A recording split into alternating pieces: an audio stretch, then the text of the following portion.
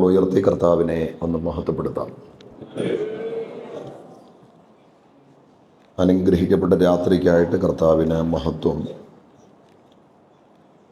ദൈവസഭയായി പ്രാർത്ഥിച്ചാരംഭിച്ച ഈ ഉപവാസ ധ്യാന യോഗങ്ങളുടെ മൂന്നാമത് രാത്രിയിൽ നാം ഒരുമിച്ച് ഈ ആലയത്തിൻ്റെ തണലിലായിരിക്കുമ്പോൾ ദൈവത്തിൻ്റെ മാറ്റമില്ലാത്ത വചനവുമായിട്ട് ഒരു രാത്രി കൂടെ നിങ്ങളുടെ മധ്യേ നിൽപ്പാൻ ബലഹീനനായി എന്നെ പ്രാപ്തനാക്കിയ എൻ്റെ ദൈവത്തിന് എല്ലാ പുകഴ്ചകളും ആദരവുകളും അവിടുത്തെ പാദപീഠത്തിൽ പ്രാരംഭമായിട്ട് അർപ്പണം ചെയ്യും. നിങ്ങളെല്ലാവരും യഹോവയാൽ ഇന്ന് രാത്രിയിലും അനുഗ്രഹിക്കപ്പെട്ടവരാണ്. നിങ്ങളെല്ലാവരെയും വളരെ സന്തോഷത്തോടെ ഞാൻ വന്ദനം ചെയ്യുന്നു. ഈ സഭയുടെ ശുശ്രൂഷകൾക്ക് വളരെ ശക്തമായ നേതൃത്വം നൽകുന്ന ഏറെ ബഹുമാനപ്പെട്ട പാസ്റ്റർ കുടുംബം, കർത്താവിൻ്റെ വേലയിൽ അധ്വാനം ചെയ്യുന്ന മറ്റ് ആദരണീയരായ സഹപ്രവർത്തകർ, നിങ്ങളെയും സന്തോഷത്തോടെ വന്ദനം ചെയ്യുവാൻ ഈ അവസരം ഞാൻ വിനിയോഗിക്കുന്നു. സമയബന്ധിതമായിട്ട് ഇന്ന് രാത്രിയിലും കാര്യങ്ങൾ അവസാനിപ്പിക്കേണ്ടത് ആവശ്യമായതുകൊണ്ട് ആമുഖങ്ങളിലേക്ക് കടക്കാതെ ദൈവത്തിൻ്റെ വചനത്തിൻ്റെ ധ്യാനങ്ങളിലേക്ക് ഇന്ന് രാത്രി ഒരുമിച്ച് പ്രവേശിപ്പാൻ ആഗ്രഹിക്കുന്നു. നിങ്ങളോടുകൂടെ ചിലവഴിപ്പാനും ദൈവത്തിൻ്റെ വചനം പങ്കിടുവാനും ലഭ്യമായ അവസരങ്ങളും അനുഭവങ്ങളും ഒക്കെ ഏറെ ധന്യമാണ്. ഓരോ സെക്ഷനുകളിലും വ്യക്തിപരമായിട്ട് ദൈവത്തിൻ്റെ സാന്നിധ്യം അറിയുവാൻ, ദൈവത്തിൻ്റെ കൃപ അനുഭവിപ്പാൻ കർത്താവ് എനിക്ക് അവസരം തന്നു. വിശേഷിച്ച് പാസ്റ്ററോട് കൂടിയുള്ള പാർപ്പ്, അദ്ദേഹത്തോടുകൂടെ ചിലവഴിക്കുന്ന നിമിഷങ്ങൾ ശരിക്കും പോസിറ്റീവായൊരു വലിയ എനർജിയാണ് ഞാൻ അനുഭവിച്ചുകൊണ്ടിരിക്കുന്നത്.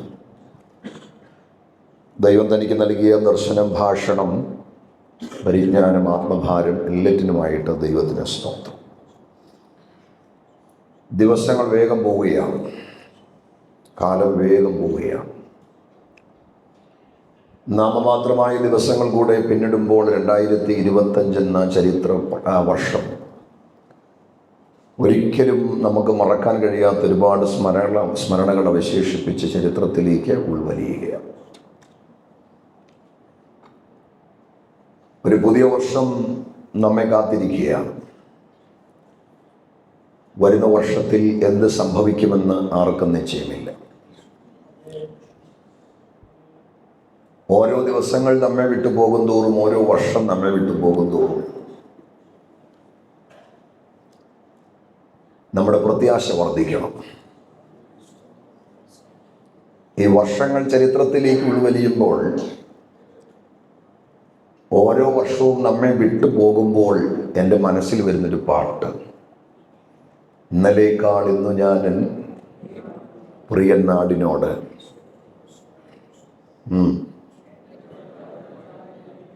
ഏറ്റവും അടുത്തായത് എനിക്കത്ര. ഓരോ ദിവസങ്ങൾ നമ്മെ വിട്ടു പോകും തോറും നമ്മുടെ ആയുസ്സിൻ്റെ പുസ്തകത്തിൽ നിന്നും ഓരോ താളും അറിയുമ്പോൾ മറക്കരുത്, പ്രിയൻ്റെ വീടിനോട് നാം അടുത്തുകൊണ്ടിരിക്കുകയാണ്. 2025 തീരാറായി നമ്മുടെ പ്രത്യാശയാകുന്ന നാഥൻ വന്നില്ല. എൻ്റെ പ്രത്യാശ പുതുവർഷം അവൻ വരുമെന്നാണ്. അബദ്ധജടിലങ്ങളായ ആചാരങ്ങളോട് വിട പറഞ്ഞ് നാം ഈ സത്യത്തിൻ്റെ പുറകെ ഇറങ്ങിത്തിരിച്ചത് ഒറ്റ കാര്യത്തിന് വേണ്ടിയാണ്. കാഹളം ധരിക്കുമ്പോൾ കർത്താവിനോടുകൂടെ പറന്നുയരാനാണ്. ലോക സംഭവങ്ങൾ മുഴുവൻ കർത്താവിൻ്റെ വരവിലേക്ക് വിരൽ ചൂണ്ടുന്നു. സംഭവിക്കുവാൻ ഇനി ഒറ്റ കാര്യം മാത്രമാണ് അവശേഷിക്കുന്നത്, നമ്മുടെ പ്രത്യാശയാകുന്ന യേശുക്രിസ്തുവിൻ്റെ വരവാണ്. കർത്താവ് താൻ ഗംഭീരനാദത്തോടെ, പ്രധാന ദൂതന്റെ ശബ്ദത്തോടെ, ദൈവത്തിൻ്റെ കാഹളത്തോടെ നമ്മുടെ നാഥൻ ഇന്ന് രാത്രി സ്വർഗത്തിൽ നിന്നും ഇറങ്ങി വന്നാൽ അവനെ എതിരേൽപ്പാൻ എടുക്കപ്പെടുന്ന വിശുദ്ധന്മാരിൽ ഞാനും കാണുമെന്ന് പ്രാഗൽഭ്യമുള്ളവർ കൈകളൊന്നും ഉയർത്തിക്കുക. ആ പ്രാഗൽഭ്യമില്ലാത്ത ആരെങ്കിലും ഇന്ന് രാത്രി ഇവിടെ ഉണ്ടെങ്കിൽ നിങ്ങളുടെ തീരുമാനം പുതുക്കണം. ഇന്നലേക്കാൾ ഇന്നു ഞാൻ പ്രിയ നാടിനോ ഏറ്റമാടുത്തായത്. കരങ്ങളൊന്നും ഉയർത്തി, നല്ല കരങ്ങളൊന്നും ഉയർത്തി. ഇന്നലേക്കാൾ ഇന്നു ഞാൻ പ്രിയ നാടിനോ ഏറ്റമാടുത്തായത് എനിക്കെത്രയാനന്ദം.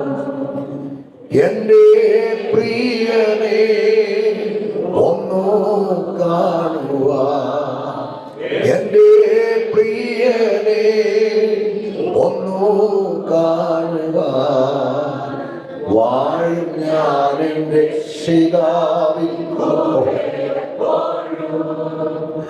വൻകൃപയിലാശ്രയിക്കും എല്ലാ നാടും ഞാൻ. വാഴും ഞാൻ എൻ്റെ രക്ഷിതാവിൻ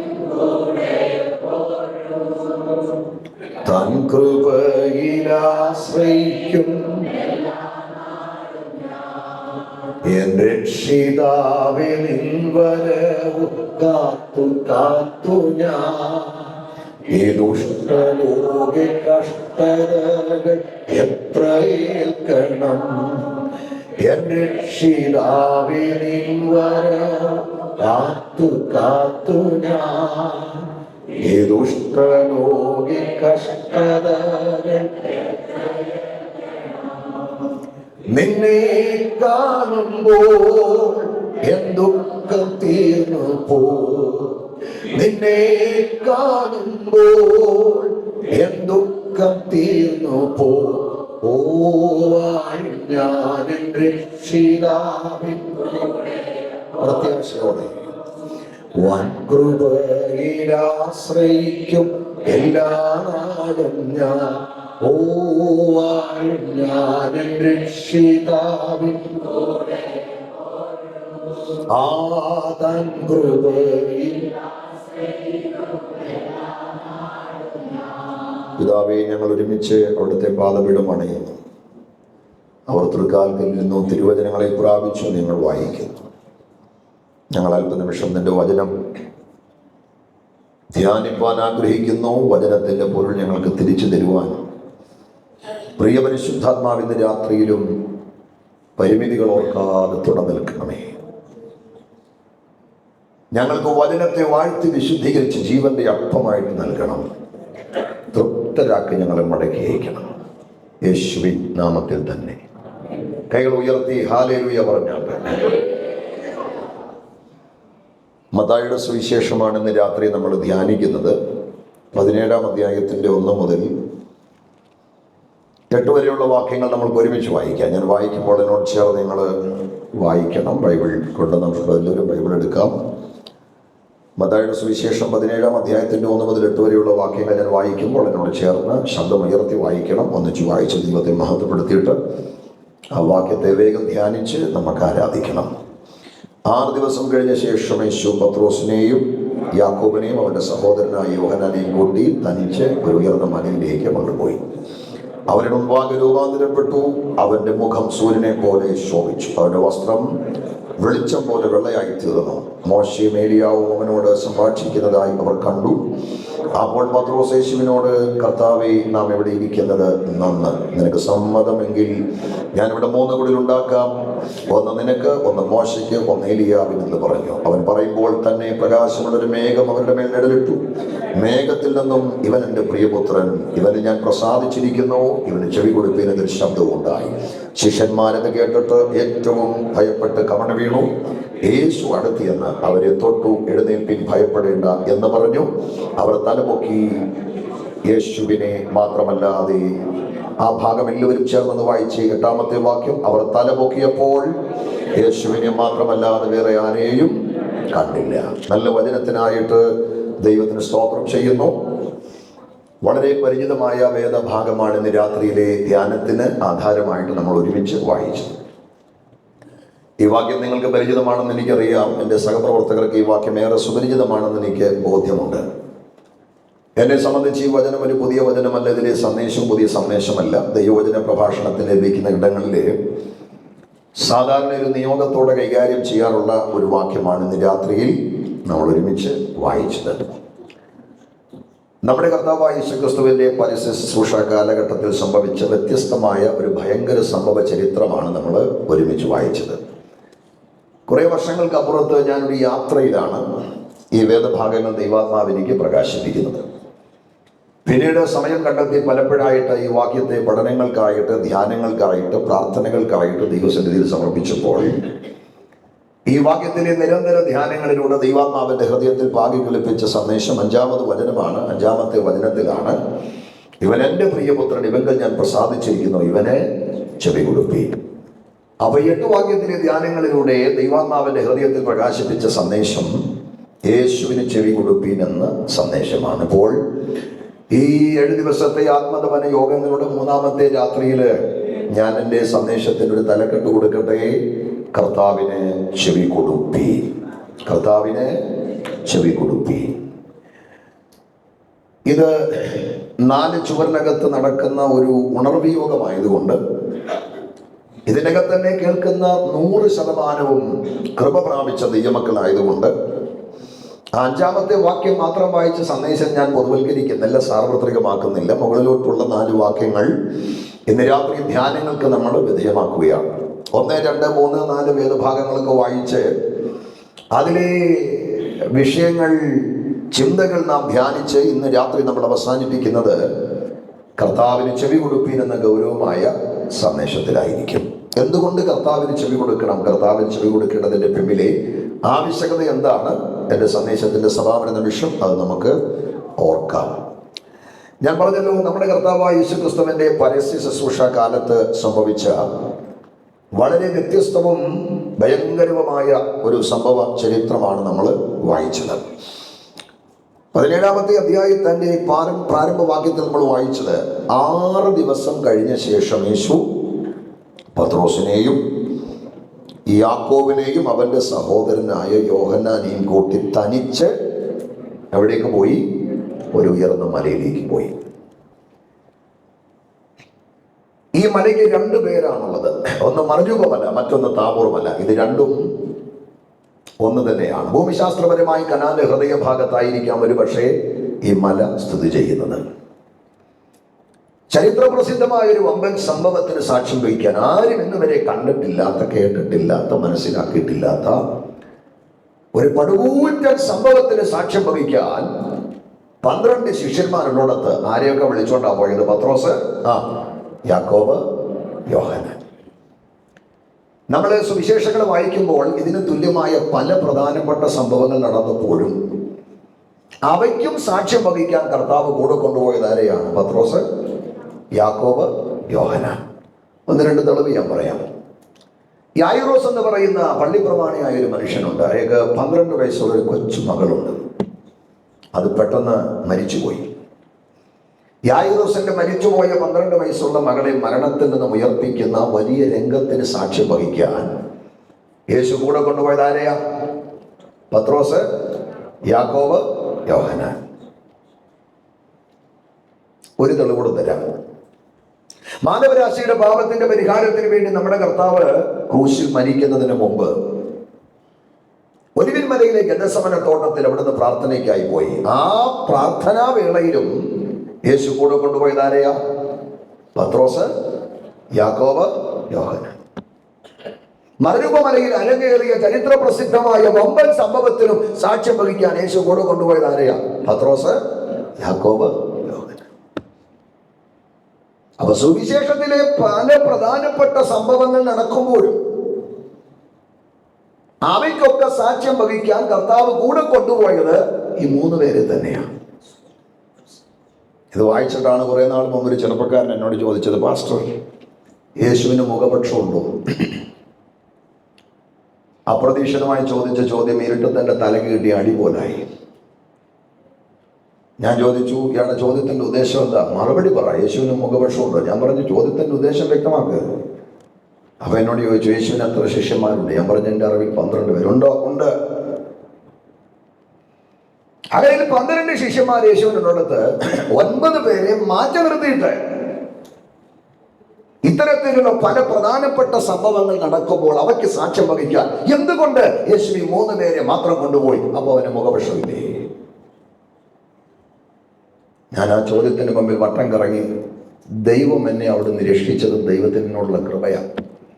ഞാൻ ഒരുപാടിടത്തുനിന്ന് അത്ഭുതകരമായിട്ട് ദൈവം എന്നെ വിടുവിച്ചിട്ടുണ്ട്. ആ ചോദ്യത്തിന് എനിക്ക് ഉത്തരം പറയാൻ പറ്റിയില്ല. ആ ചോദ്യം എന്നെ വട്ടം കറക്കി. കഷ്ടിച്ച് ഞാൻ അവിടെ നിന്ന് രക്ഷപ്പെട്ടു. പക്ഷെ രക്ഷപ്പെട്ടെങ്കിലും ആ ചോദ്യം എന്നെ വിട്ടില്ല. ചോദ്യം എന്റെ മസ്തിഷ്കത്തെ ഉലച്ചു. വാരിയല് കൊണ്ട് മൂടി എന്റെ ഹൃദയത്തെ ആ ചോദ്യം ഇങ്ങനെ മതിച്ചു. ചാക്കുളി പോലെ ആ ചോദ്യം എന്റെ ചങ്കരകത്ത് തുളച്ചു കയറി. വലിച്ചിട്ട് ഊരിപ്പോരുന്നില്ല. വീട്ടിൽ വന്ന തിരുവെഴുത്ത് നിവർത്തി ഈ ഭാഗങ്ങളെല്ലാം ആർത്തിയോടെ ആവർത്തിച്ചു വായിച്ചിട്ട് ഈ ചെറുക്കൻ എന്നോട് ചോദിച്ച അതേ ചോദ്യം ഞാൻ എൻ്റെ കർത്താവിനോട് ചോദിച്ചു. അപ്പാ, അവിടെ നിന്ന് പ്രാണന് തുല്യം സ്നേഹിക്കുന്ന 12 വത്സര ശിഷ്യന്മാർ അങ്ങേക്കുള്ളിടത്ത് 9 പേരെ മാറ്റി നിർത്തിയിട്ട് പല പ്രധാനപ്പെട്ട സംഭവങ്ങൾക്കും സാക്ഷ്യം വഹിക്കാൻ എന്തുകൊണ്ട് അവിടെ നീ 3 പേരെ മാത്രം കൊണ്ടുപോയി? ആവർത്തിച്ച് പലവട്ടം ചോദിച്ചപ്പോൾ ആരോ എൻ്റെ അന്തരാത്മാവിൽ മന്ത്രിച്ചു, എടോ, എല്ലാവരെയും എല്ലായിടത്തും കൊണ്ടുപോകാൻ പറ്റുകയില്ല. ഞാൻ ഡയറിക്കകത്ത് എഴുതി വെച്ചു, ചിലതിനെ ഒറ്റയൊരിടത്തും കൊണ്ടുപോകാൻ പറ്റുകയില്ല. അങ്ങനെയുണ്ട്. 12 ശിഷ്യന്മാരുള്ളിടത്ത് 9 പേരെ മാറ്റി നിർത്തിയിട്ട് പല പ്രധാനപ്പെട്ട സംഭവങ്ങൾക്കും സാക്ഷ്യം വഹിക്കാൻ എന്തുകൊണ്ട് അവിടെ നീ 3 പേരെ മാത്രം കൊണ്ടുപോയെന്ന് ചോദിച്ചാൽ ഉത്തരം, ഈ 3 പേര് സാധാരണക്കാരല്ല. ഈ 3 പേർക്ക് വേദവ്യാഖ്യാതാക്കൾ കൊടുത്തിരിക്കുന്ന സുന്ദരമായ ഒരു പേരുണ്ട്. അവർ ക്രിസ്തുവിന്റെ ഇന്നർ സർക്കിളാണ്. അവർ ക്രിസ്തുവിന്റെ ആന്തരിക വൃന്ദങ്ങളാണ്. 12 ശിഷ്യന്മാരിൽ പത്രോസും യാക്കോബും യോഹന്നാനും ആരാണ്? ക്രിസ്തുവിന്റെ ഇന്നർ സർക്കിളാണ്. എന്താ ഇന്നർ സർക്കിൾ എന്ന് പറഞ്ഞാൽ? എന്താ ഈ ആന്തരിക വൃന്ദം എന്ന് പറഞ്ഞാൽ? അതിന്റെ അർത്ഥം അറിഞ്ഞപ്പോഴാണ് എൻ്റെ അകമാത്മാവിൽ ഇളകിയത്. അവന്റെ അർത്ഥം അറിഞ്ഞപ്പോഴാണ് ഒന്നുകൂടെ അവനോട് അടുത്ത് നിൽക്കാൻ എനിക്ക് പ്രിയം തോന്നിയത്. എന്താ ഇന്നർ സർക്കിൾ എന്ന് പറഞ്ഞാൽ? എന്താ ഈ ആന്തരിക വൃന്ദം എന്ന് പറഞ്ഞാൽ? ഒന്ന് കേട്ടേ.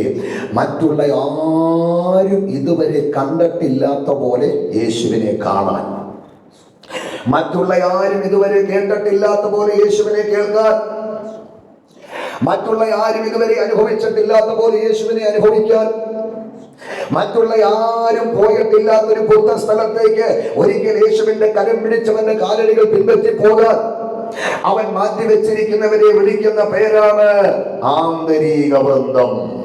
അങ്ങനെയെങ്കിൽ ഇന്ന് രാത്രി ഞാൻ എൻ്റെ യേശുവിന്റെ ആന്തരിക വൃന്ദത്തിലുള്ള വ്യക്തിയാണെന്ന് ബോധ്യമുള്ള ദൈവമക്കൾ ഈ 3ാമത്തെ രാത്രി ആലയത്തിന്റെ അകത്തുണ്ടെങ്കിൽ ഒരത്ഭുതം സംഭവിക്കാൻ പോവുക. എന്താണ് അത്ഭുതം? ആരും കണ്ടിട്ടില്ലാത്തതുപോലെ നീ യേശുവിനെ കാണാൻ പോവുക. ആരും കേട്ടിട്ടില്ലാത്തത് നീ യേശുവിൽ കേൾക്കാൻ പോവുക. ആരും അനുഭവിച്ചിട്ടില്ലാത്തത് നീ യേശുവിൽ അനുഭവിക്കാൻ പോവുക. ആരെയും കൊണ്ടുപോയിട്ടില്ലാത്തൊരു പുതിയ സ്ഥലത്തേക്ക് ഒരിക്കൽ അവൻ നിന്നെ കൂട്ടിക്കൊണ്ടുപോകാൻ പോവുക. ഇന്ന് രാത്രി ആരും കണ്ടിട്ടില്ലാത്ത പോലെ എനിക്ക് എന്റെ യേശുവിനെ കാണണമെന്ന് ആഗ്രഹമുള്ളവർ ഇതിനകത്തുണ്ടോ? ആരും കേട്ടിട്ടില്ലാത്ത പോലെ എനിക്ക് എന്റെ യേശുവിനെ കേൾക്കണമെന്ന് ആഗ്രഹമുള്ളവർ ഇതിനകത്തുണ്ടോ? ആരും അനുഭവിച്ചിട്ടില്ലാത്ത പോലെ എനിക്ക് എന്റെ യേശുവിനെ അനുഭവിക്കണമെന്ന് ദാഹമുള്ളവർ ഇതിനകത്തുണ്ടോ? ആരും പോയിട്ടില്ലാത്തൊരു പുതുപുത്ത സ്ഥലത്തേക്ക് ഒരിക്കൽ അവന്റെ ഒപ്പം എനിക്ക് പറന്നു പോകണമെന്ന് ആഗ്രഹമുള്ളവർ ഇതിനകത്തുണ്ടോ? ഒറ്റ വഴിയേ ഉള്ളൂ, നിങ്ങൾ അവന്റെ ആന്തരിക വൃന്ദമാകുക. ഞാനും നിങ്ങളും യേശുവിന്റെ ആന്തരിക വൃന്ദമായ നമുക്ക് എന്ത് കിട്ടും? ആരും കണ്ടിട്ടില്ലാത്ത പോലെ ഒരിക്കൽ നമുക്ക് അവനെ കാണാൻ പറ്റും. ഹല്ലേലൂയ. ആരും കേട്ടിട്ടില്ലാത്ത പോലെ നമുക്ക് അവനെ കേൾക്കാൻ പറ്റുമെന്ന്, ആരും അനുഭവിച്ചിട്ടില്ലാത്ത പോലെ നമുക്ക് അവനെ അനുഭവിക്കാൻ പറ്റുമെന്ന്, ആരും പോയിട്ടില്ലാത്തൊരു പുത്ത സ്ഥലത്തേക്ക് ഒരിക്കൽ നമുക്ക് അവനൊപ്പം പറന്നു പോകാൻ പറ്റുമെന്ന് ആന്തരിക വൃന്ദമാകണം. ക്രിസ്തുവിന്റെ ആന്തരിക വൃന്ദമാകാനുള്ള യോഗ്യതയാണ്. എന്തുകൊണ്ട് 12 പേരില് ഈ 3 പേരെ കർത്താവ് ഇന്നർ സർക്കിളാക്കി? അതുകൊണ്ട് 9 പേരെ എന്തുകൊണ്ട് തള്ളിക്കളഞ്ഞെന്ന് ചോദിച്ചുകൊണ്ട് എൻ്റെ അടുത്ത് വരില്ല കേട്ടോ. എന്തുകൊണ്ട് ഈ 3 പേരെ കർത്താവ് തന്റെ ഇന്നർ സർക്കിളാക്കി? യേശുക്രിസ്തുവിന്റെ ആന്തരിക വൃന്ദമാകാനുള്ള യോഗ്യത എന്താണ്? യേശുക്രിസ്തുവിന്റെ ആന്തരിക വൃന്ദമാകാനുള്ള യോഗ്യത പണമാണോ? പറ. യേശുക്രിസ്തുവിന്റെ ആന്തരിക വൃന്ദമാകാനുള്ള യോഗ്യത സൗന്ദര്യമാണോ? യേശുക്രിസ്തുവിന്റെ ആന്തരിക വൃന്ദമാകാനുള്ള യോഗ്യത നേടിയ ബിരുദങ്ങളുടെ കൂമ്പാരമാണോ? യേശുവിന്റെ ആന്തരിക വൃന്ദമാകാനുള്ള യോഗ്യത സ്വാധീനമാണോ? അതൊക്കെ ഇഷ്ടംപോലെയുള്ള ആളുകൾക്ക് എന്നും ആ ഭാഗ്യം ലഭിച്ചിട്ടില്ല. പക്ഷെ ഒന്നുമില്ലാത്ത നമുക്ക് ആ ഭാഗ്യം ലഭിച്ചത് ഓർത്ത് കൈകൾ ഉയർത്തി ഒരു ഹല്ലേലൂയ പറഞ്ഞാട്ടെ. കർത്താവിന്റെ ആന്തരിക വൃന്ദമാകാനുള്ള യോഗ്യത പണമല്ല മക്കളെ, സൗന്ദര്യമല്ല, ബിരുദ കൂമ്പാരങ്ങളല്ല, സ്വാധീനമല്ല. എന്തുകൊണ്ട് പത്രോസിനെ ഇന്നർ സർക്കിളാക്കി? ഞാൻ മനസ്സിലാക്കിയത് പത്രോസ് നല്ല പ്രത്യാശയുള്ളവനാണ്. എന്തുകൊണ്ട് യാക്കോബിനെ ഇന്നർ സർക്കിളാക്കി? യാക്കോബ് നല്ല കത്തുന്ന പ്രാർത്ഥനാ ജീവിതമുള്ളവനാണ്. എന്തുകൊണ്ട് യോഹനാനെ ഇന്നർ സർക്കിളാക്കി? യോഹനാൻ ദൈവസ്നേഹമുള്ളവനാണ്. അപ്പൊ യേശുക്രിസ്തുവിന്റെ ആന്തരിക വൃന്ദമാകാനുള്ള യോഗ്യത മനസ്സിലായോ? ഒന്ന് പ്രത്യാശ, രണ്ട് പ്രാർത്ഥന, മൂന്ന് ദൈവസ്നേഹം. ഇത് മൂന്നും അകത്ത് തുളുമ്പുന്നവർ കരമുയർത്തി ഒരു ഹല്ലേലൂയ പറഞ്ഞാട്ടെ. ആമേൻ. പ്രത്യാശ വേണം, പ്രത്യാശ. പത്രോസ് പ്രത്യാശയ്ക്ക് നിഴല. ഒന്നുകൂടെ പറഞ്ഞാൽ നല്ല പ്രത്യാശയുള്ള ആളാണ് ആര്? പത്രോസ്. ഇന്ന് രാത്രിയില് അകത്ത് പ്രത്യാശയുള്ളവർക്കായി സ്തോത്രം. വെറും പ്രത്യാശയല്ല, പൊതുജീവന്റെ പ്രത്യാശ അകത്തുള്ള ദൈവമക്കളൊരു സ്തോത്രം ചെയ്താട്ടെ. ഈ മൂന്നാമത്തെ രാത്രി സകല നിരാശകളും പറിച്ചു കളയണം കേട്ടോ. ഒത്തിരി നിരാശയുള്ള മുഖങ്ങളെ വചനത്തിന്റെ കണ്ണാടിയുടെ ഞാൻ കാണുന്നുണ്ട്. ഒത്തിരി ആകുല ചിന്തയുള്ള മുഖങ്ങളെ വചനത്തിന്റെ കണ്ണാടിയുടെ കാണുന്നുണ്ട്. നിന്റെ ഹൃദയത്തിനകത്ത് പിശാച് പാകിക്കളിപ്പിച്ച സകല നിരാശയുടെ മരങ്ങളെയും ഇന്ന് രാത്രി പറിച്ചു കളയാൻ ഒരുക്കമുള്ളവർ അല്പനിമിഷം ഒന്ന് സ്തോത്രം ചെയ്താട്ടെ. ആമേൻ. നിരാശകളെ ശാസിക്കണം. പണ്ട് ഞാൻ ഒരു വിഷയത്തിൽ ഭാരപ്പെട്ടിരിക്കുമ്പോൾ അപ്പച്ചൻ എന്നോട് പറഞ്ഞു, എടാ മോനെ നിരാശപ്പെടണ്ട, നീ പ്രത്യാശയിൽ അങ്ങോട്ട് നിറയെ. എന്നിട്ട് അദ്ദേഹം എന്നോട് പറഞ്ഞത്, എടാ ദുഷ്ട പിശാച് നിന്റെ മുമ്പിൽ ഒരു നിരാശയുടെ കുഴി അങ്ങോട്ട് വെട്ടുമ്പോൾ നീ ഉച്ചി കുത്തി ആ കുഴിക്കകത്തോട്ട് വീടരുത്. ആ കുഴിയുടെ ആഴം നോക്കിയിട്ട്, ആ കുഴിയുടെ വിസ്തൃതി നോക്കിയിട്ട് ഇപ്പുറത്തോട്ട് മാറ്റിയിട്ട് പ്രത്യാശയുടെ ഒരു കുഴി നീ വെട്ടണം. എന്നിട്ട് ആ പ്രത്യാശയുടെ കുഴിയിലെ മണ്ണെടുത്ത് നിരാശയുടെ കുഴി അങ്ങോട്ട് മൂടണം. എത്ര നിരാശയുടെ കുഴി ശത്രു നിന്റെ മുമ്പിൽ കുഴിച്ചാലും ഇപ്പുറത്ത് മാറ്റി പ്രത്യാശയുടെ കുഴി വെട്ടിയിട്ട് ആ മണ്ണെടുത്ത് നിരാശയുടെ കുഴി മൂടുവാൻ തീരുമാനമുള്ള ദൈവമക്കൾക്കായിട്ട് ഇന്ന് രാത്രി സ്തോത്രം ചെയ്യുകയാണ്. കാറ്റ് കാണത്തില്ല, മഴ കാണത്തില്ല എന്ന് അന്ധകാര മണ്ഡലങ്ങൾ ഉഗ്രമായി ബാധിച്ചോട്ടെ, നീ പ്രത്യാശയുടെ കുഴി വെട്ടാൻ ഇന്ന് രാത്രി ഒരുക്കമുണ്ടെങ്കിൽ സകല കുഴികളെയും നിറയ്ക്കുവാൻ നിനക്ക് വേണ്ടി മഴ പെയ്യിക്കുക എന്ന് രാത്രി ദൈവം മതിയായവനാണ്. പത്രോസ് പ്രത്യാശയ്ക്ക് നിഴലാണ്. യാക്കോബ് നല്ല കത്തുന്ന പ്രാർത്ഥനയ്ക്ക് നിഴലാണ്. പ്രാർത്ഥനാ ജീവിതം വിശാലമാകണം. യോഹന്നാൻ ദൈവസ്നേഹത്തിന് നിഴലാണ്. അപ്പൊ ഇത് മൂന്നും നമ്മിലുണ്ടെങ്കിൽ ആരുടെയും റെക്കമെൻഡേഷൻ വേണ്ട, നമ്മൾ അവന്റെ ആന്തരിക വൃത്തമാകും. മനസ്സിലായോ? അതുകൊണ്ട് 7 ദിവസത്തെ ഉപവാസ ധ്യാന യോഗത്തിന്റെ കൊടി പ്രാർത്ഥനയോടെ ആശീർവാദത്തോടെ അടിവിടെ അഴിച്ചുവെക്കുമ്പോൾ ഉപരിപ്ലവങ്ങൾക്കപ്പുറം ഈ പ്രാർത്ഥനയിൽ സംബന്ധിക്കുന്ന സകല ദൈവമക്കളും പ്രത്യാശയിൽ നിറയുന്നവരാകണം. കത്തുന്ന പ്രാർത്ഥനയുടെ ഉടമസ്ഥരാകണം. നിറഞ്ഞ തുളുമ്പുന്ന ദൈവസ്നേഹത്തിന്റെ ഉടമസ്ഥരാകണം. അങ്ങനെ ഞാനും നിങ്ങളും ക്രിസ്തുവിന്റെ ആന്തരിക വൃന്ദമാകണം. അതിലൂടെ ആരും കണ്ടിട്ടില്ലാത്തത് ക്രിസ്തുവിൽ കാണുന്നവരായി നമ്മൾ മാറണം. ഞാൻ വേഗം മുൻപോട്ട് പോകാം. അപ്പൊ തിരഞ്ഞെടുത്ത ഈ 3 പേരെ കൊണ്ട്, ഈ ആന്തരിക വൃന്ദത്തെ കൊണ്ട് കർത്താവ് എങ്ങോട്ടാ പോയത്? ഉയർന്ന മലമുകളിലേക്ക്, മറുരൂപമലയുടെ മുകളിലേക്ക്. ഞാൻ ചോദിച്ചോട്ടെ, പ്രത്യേക തിരഞ്ഞെടുത്തവരെ കർത്താവ് എന്തിനാ മലമുകളിലോട്ട് കൊണ്ടുപോയത്? എന്തിനായി 3 പേരെയും കൊണ്ട് മലമുകളിലോട്ട് പോയത്? ഈ തിരഞ്ഞെടുത്തവരെ ദൈവം എവിടെയും വെറുതെ വിളിച്ചു കൂട്ടിയിട്ടില്ല. തിരഞ്ഞെടുത്തവരെ എവിടെയെങ്കിലും ദൈവം വിളിച്ചു കൂട്ടിയിട്ടുണ്ടെങ്കിൽ അതിന്റെ പിമ്പിൽ ദൈവത്തിന് എന്തോ പദ്ധതിയുണ്ട്. ഈ ഉപവാസത്തിന്റെ 3ാമത്തെ രാത്രിയില് ദൈവത്താൽ തിരഞ്ഞെടുക്കപ്പെട്ട നമ്മെ ഈ ആലയത്തിനകത്തേക്ക് വിളിച്ചു കൂട്ടിയത് വന്നതുപോലെ നിന്നെ തിരിച്ചു വിടാനല്ല, ചിലത് കേൾപ്പിച്ച്, ചിലത് കാണിച്ച്, ചിലത് നിന്നെ നിറച്ച് മടക്കി അയക്കാനാണെന്ന് ബോധ്യമുള്ള ദൈവമക്കൾ ഇന്ന് രാത്രി ഇതിനകത്തുണ്ടെങ്കിൽ കൈകൾ ഉയർത്തി ഒരു ഹല്ലേലൂയ പറഞ്ഞാട്ടെ. മനസ്സിലാക്കണം, തിരഞ്ഞെടുക്കപ്പെട്ടവരെ ദൈവം എങ്ങും വെറുതെ വിളിച്ചു കൂട്ടിയിട്ടില്ല. അവരെ എവിടെയെങ്കിലും വിളിച്ചു കൂട്ടിയിട്ടുണ്ടെങ്കിൽ അതിന്റെ പിമ്പിൽ ദൈവത്തിന് എന്തോ പർപ്പസ് ഉണ്ട്. 12 ശിഷ്യന്മാരിൽ പ്രത്യേക തിരഞ്ഞെടുത്ത ഈ 3 എണ്ണത്തെയും കൊണ്ട് കർത്താവ് പോകുക മലമുകളിലേക്ക്. എന്തിനാണ് ഈ 3 പേരെ കർത്താവ് മലമുകളിലോട്ട് കൊണ്ടുപോയത്? തിരഞ്ഞെടുത്ത 3 പേരുമായിട്ട് കർത്താവ് എന്തിനാണ് മലമുകളിലേക്ക് പോയത്? എന്തിനാ പോയത്? അവരുമായിട്ട് ഒരുമിച്ച് പ്രകൃതിയുടെ ഭംഗി കണ്ട് സന്തോഷിക്കാനാണോ ഈ 3 മലമുകളിലോട്ട് കൊണ്ടുപോയതാണോ? അല്ല. തിരഞ്ഞെടുത്ത 3 കർത്താവ് മലമുകളിലോട്ട് വിളിച്ചോണ്ട് പോയത് എന്തിനാ? അവരുമായി ഒരുമിച്ച് ഭക്ഷണം ഉണ്ടാക്കി കഴിക്കാനാണോ? അല്ലെ നമ്മുടെ ഭാഷ പറഞ്ഞാൽ ഗോസ്പൽ ടൂറിനാണോ? നമ്മുടെ ചർച്ചകളൊക്കെ ഗോസ്പൽ ടൂർ പോകുന്നുണ്ടല്ലേ? ഞങ്ങളുടെ പള്ളിയിൽ നിന്ന് ഗോസ്പൽ ടൂർ പോയി 6 പോയിന്റ് സുവിശേഷ എന്ന പരസ്യയോഗം. എന്നോട് പറഞ്ഞു പാസ്റ്റർ ഉണ്ടല്ലോ. ഞാൻ പറഞ്ഞാൽ ഏറ്റവും പ്രസംഗിച്ചോളാം, 6 7 10 പ്രസംഗിച്ചോളാം.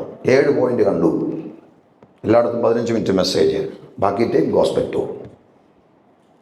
ഞാൻ പറഞ്ഞു പ്രസംഗിക്കാനുള്ള ബോക്സ് കൊടുക്കാനുള്ള ട്രാക്റ്റ് എല്ലാം നേരത്തെ എടുത്ത് വെക്കണേ. കൃത്യം 6 മണിക്ക് പ്രാർത്ഥിച്ചു, ബസ് സ്റ്റാർട്ട് ചെയ്തു. 8 മണിക്ക് ആദ്യത്തെ പോയിന്റിൽ ചെന്നു.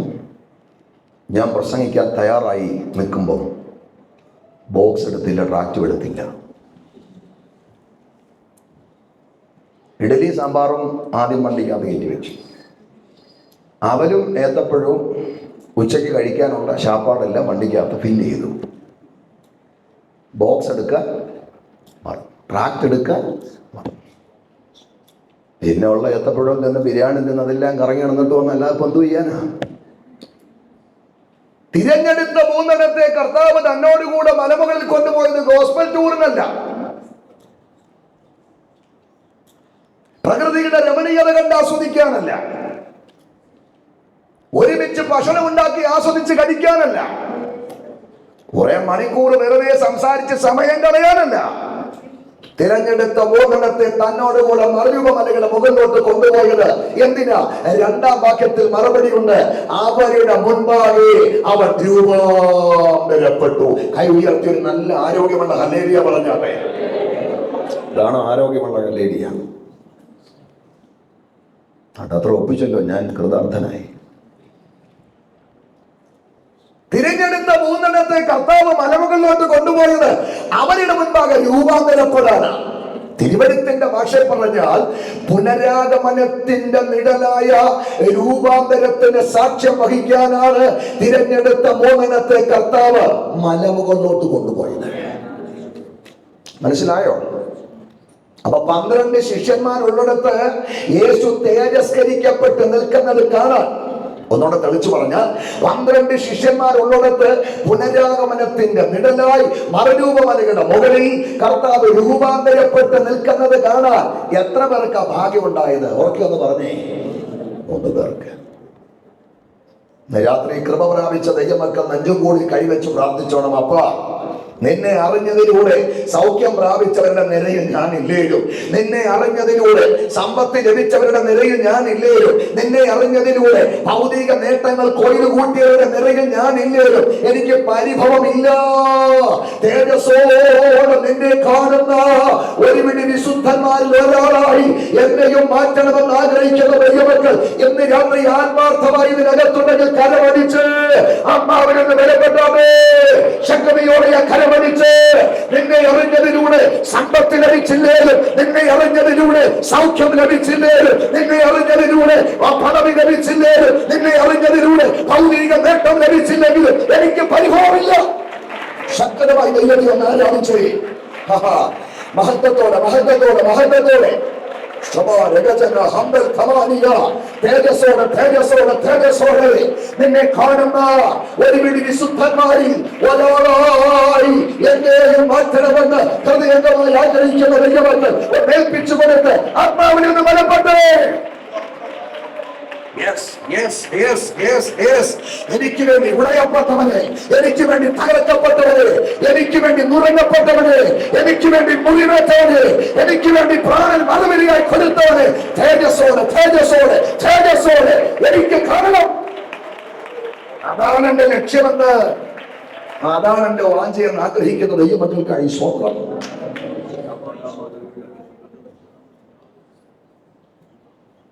അപ്പൊ തിരഞ്ഞെടുത്ത 3 പേരെ മലമുകളിലോട്ട് കൊണ്ടുപോയിട്ട് അവർ കാണെ നമ്മുടെ കർത്താവ് എന്ത് ചെയ്തു?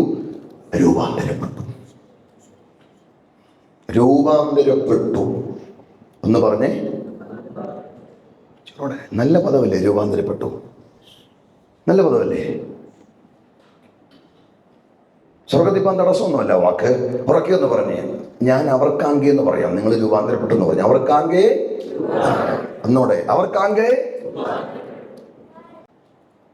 നമ്മൾ മിണ്ടുന്നില്ല. അവർക്ക് സംഭരണം ഏർപ്പെടുത്തി നന്നായി തോന്നുന്നു. എന്താ ഈ രൂപാന്തരപ്പെടുക എന്ന് പറഞ്ഞാൽ? ഒരു കാര്യം കൂടെ പറഞ്ഞിട്ട് ഞാൻ മടങ്ങി വരാം. ഈ യേശു രൂപാന്തരപ്പെട്ട് നിൽക്കുന്നത് കാണാൻ 12 പേരുള്ളിടത്ത് എത്ര പേർക്കാ കഴിഞ്ഞത്? ഒരു ചെറിയ സംഘത്തിനാണ് കഴിഞ്ഞത്, ഇല്ലേ? ഇത് വരാൻ പോകുന്ന ഒരു വലിയ മർമ്മത്തിന്റെ നിഴലാ പ്രിയരേ. ഏത് മർമ്മത്തിന്റെ നിഴലാന്നറിയാമോ? യേശു ക്രിസ്തുവിന്റെ മടങ്ങിവര് വന്ന മർമ്മത്തിന്റെ നിഴലാ.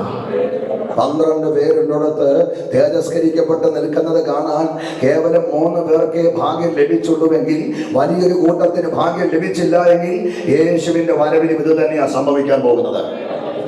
നമ്മുടെ കർത്താവ് വരും. ലോകം ഇന്ന് വരെ കണ്ടിട്ടില്ലാത്തൊരു വലിയ സംഭവം അടുത്ത ഏത് നിമിഷവും സംഭവിക്കും. അത് നമ്മുടെ കർത്താവിന്റെ വരവാണ്.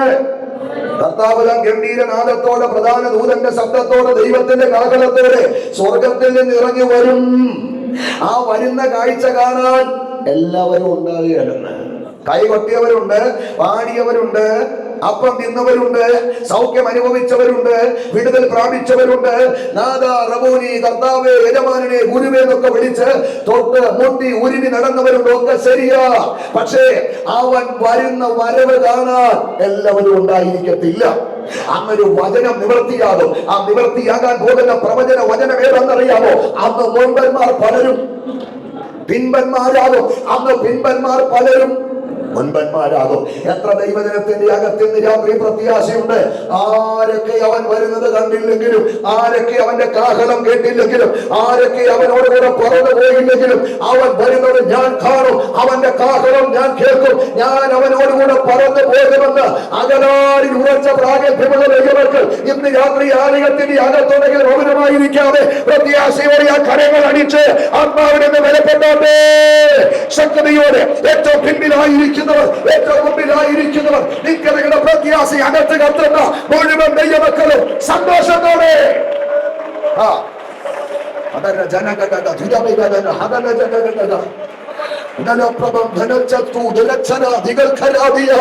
ആരൊക്കെ അവൻ വരുന്നത് കണ്ടില്ലെങ്കിലും, ആരൊക്കെ അവന്റെ കാഹളം കേട്ടില്ലെങ്കിലും, ആരൊക്കെ അവനോടുകൂടെ പറന്നു പോയില്ലെങ്കിലും, അവൻ വരുന്നത് എന്റെ കണ്ണുകൊണ്ട് ഞാൻ കാണും, അവന്റെ കാഹളം എന്റെ കാതുകൊണ്ട് ഞാൻ കേൾക്കും, ഞാൻ അവനോടുകൂടെ പറന്നു പോകുമെന്ന് പ്രാഗൽഭ്യമുള്ളവർ ദൈവത്തെ ആരാധിക്കുന്നു. തിരഞ്ഞെടുത്ത 3 പേരെ മലയുടെ മുകളിലോട്ട് കൊണ്ടുപോയിട്ട് അവിടെ എഴുതിയിരിക്കുന്നത് അവരുടെ മുൻപാകെ രൂപാന്തരപ്പെട്ടു. അപ്പോൾ പുനരാഗമനത്തിന്റെ നിഴലായ രൂപാന്തരത്തിന് സാക്ഷ്യം വഹിക്കാനാ യേശു 3 എണ്ണത്തെ തന്നോടുകൂടെ മലമുകളിലോട്ട് കൊണ്ടുപോയത്. അപ്പൊ എന്താ ഈ രൂപാന്തരപ്പെടുക എന്ന് പറഞ്ഞാൽ? ഇവിടെ ശാരീരികമായിട്ട് രൂപാന്തരപ്പെട്ട ആരെങ്കിലും ഉണ്ടോ? ആരുമില്ല. ഞാനുമില്ല.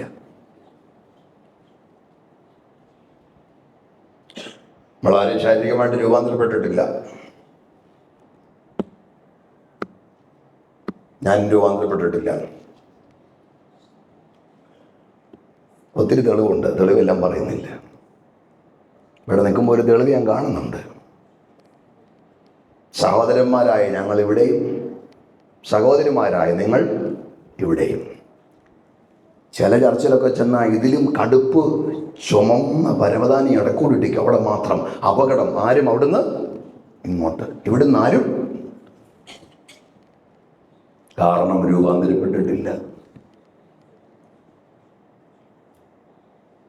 പല്ല് പൊഴിയുന്നുണ്ട്, രൂപാന്തരപ്പെട്ടിട്ടില്ല. മുടി നരയ്ക്കുന്നുണ്ട്, രൂപാന്തരപ്പെട്ടിട്ടില്ല. തൊക്ക് ചുളിയുന്നുണ്ട്, രൂപാന്തരപ്പെട്ടിട്ടില്ല. അപ്പൊ എന്താ ഈ രൂപാന്തരപ്പെടുക എന്ന് പറഞ്ഞാൽ? എനിക്ക് മനസ്സിലാക്കാൻ പറ്റിയത്, മൺമയമായത് മാറി വിൺമയമായത് പ്രാപിക്കുന്ന അവസ്ഥയാണ്. ഒന്നുകൂടെ തെളിച്ചു പറഞ്ഞാൽ, മർത്യമായത് നീങ്ങി അമർത്യമായത് ധരിക്കുന്ന അവസ്ഥയാണ് രൂപാന്തരം. ഇന്ന് രാത്രി ഇതിനകം തന്നെ കേൾക്കുന്ന പ്രിയരേ, മന്മയമായത് മാറി വിൺമയമായത് ആമേൻ പ്രാപിക്കുന്ന അവസ്ഥയാണ് രൂപാന്തരമെങ്കിൽ, മർത്യമായത് മാറി അമർത്യമായത് ധരിക്കുന്ന അവസ്ഥയാണ് രൂപാന്തരമെങ്കിൽ, തിരഞ്ഞെടുക്കപ്പെട്ട 3 പേർ കാണെ മരുഭൂമിയുടെ തുമ്പിൽ നമ്മുടെ വാഴ്ത്തപ്പെട്ട കർത്താവായ യേശു ക്രിസ്തു രൂപാന്തരപ്പെട്ടെങ്കിൽ അവൻ രൂപാന്തരപ്പെട്ടപ്പോൾ എങ്ങനെ ഇരുന്നു? നമ്മുടെ കർത്താവ് രൂപാന്തരപ്പെട്ടപ്പോൾ എങ്ങനെ ആയിരുന്നത്? കാലിത്തൊഴുത്തിലെ കച്ചിമത്തപ്പുറത്ത് കൈകാലിട്ട് അടിച്ചു കളിക്കുന്ന ഉണ്ണിയേശുവിനെ പോലെയല്ല. ആണോ? നമ്മുടെ കർത്താവ് രൂപാന്തരപ്പെട്ടപ്പോൾ എങ്ങനെ ആയിരുന്നത്? കുഷ്ഠരോഗിയെ ശുദ്ധമാക്കിയപ്പോൾ ഇരുന്ന പോലെയല്ല, തളർവാദ രോഗിയെ സൗഖ്യമാക്കിയപ്പോൾ ഇരുന്ന പോലെയല്ല, 5 അപ്പം കരത്തിലെടുത്ത് പ്രാർത്ഥിച്ച് 1000ങ്ങളുടെ വിശപ്പ് ശമിപ്പിച്ചപ്പോൾ ഇരുന്ന പോലെയല്ല, മരക്കുരിശിൽ 5000-ലധികം മുറിവേറ്റ് തകർന്ന് കടന്നതുപോലെയല്ല, പുനരാഗമനത്തിന്റെ നിഴലായി മറുപടിയുടെ മുകളിൽ നമ്മുടെ വാഴ്ത്തപ്പെട്ട കർത്താവ് രൂപാന്തരപ്പെട്ടെങ്കിൽ അവിടുന്ന് രൂപാന്തരപ്പെട്ടപ്പോൾ എങ്ങനെ ഇരുന്നു? മത്തായി എഴുതി വെച്ചിരിക്കുന്നത് അവന്റെ മുഖം സൂര്യനെ പോലെ ശോഭിച്ചു. അടുത്തത് അവന്റെ വസ്ത്രം വെളിച്ചം പോലെ എന്തായി? നമുക്ക് ഇമാജിനേഷൻ ചെയ്യാൻ പറ്റുമോ? മരുഭൂമിയുടെ മുകളിൽ തിരഞ്ഞെടുത്ത 3 പേർക്കാണെങ്കിൽ കർത്താവ് രൂപാന്തരപ്പെട്ടപ്പോൾ ആ മുഖം എങ്ങനാ ഒന്ന് പറഞ്ഞേ? സൂര്യനെ പോലായി. കോടി സൂര്യപ്രഭയെ വെല്ലുന്ന പ്രകാശം പോലെ നമ്മുടെ കർത്താവിന്റെ മുഖം ശോഭിച്ചെന്ന്. അവിടുത്തെ വസ്ത്രം വെളിച്ചം പോലെ വെണ്മയായെന്ന്. ആരെ കുറിച്ചാ ഞാൻ ഈ പറയുന്നത്? മോശയെ കുറിച്ചല്ല, മോശയേക്കാൾ വലിയവനായ നമ്മുടെ കർത്താവിനെ കുറിച്ചാണ്. ആരെ കുറിച്ചാ ഞാൻ ഈ പറയുന്നത്? യെശയ്യാവിനെ കുറിച്ചല്ല, യെശയ്യാവിനേക്കാൾ വലിയവനായ നമ്മുടെ കർത്താവിനെ കുറിച്ചാണ്. എത്ര ഉന്നതനാണ്, എത്ര അത്യുന്നതനാണ്, എത്ര സർവശക്തനാണ് ഇന്ന് രാത്രി നാം ആരാധിക്കുന്ന കർത്താവ്. ഈ രാത്രി യോഗത്തിന്റെ ഏറ്റവും വലിയ പ്രത്യേകത ആ കർത്താവിന്റെ സാന്നിധ്യം ഇന്ന് രാത്രി നമ്മുടെ നടുവിലുണ്ട്. തിരിച്ചറിയുന്ന ദൈവമക്കൾ സ്തുതിച്ചാട്ടെ.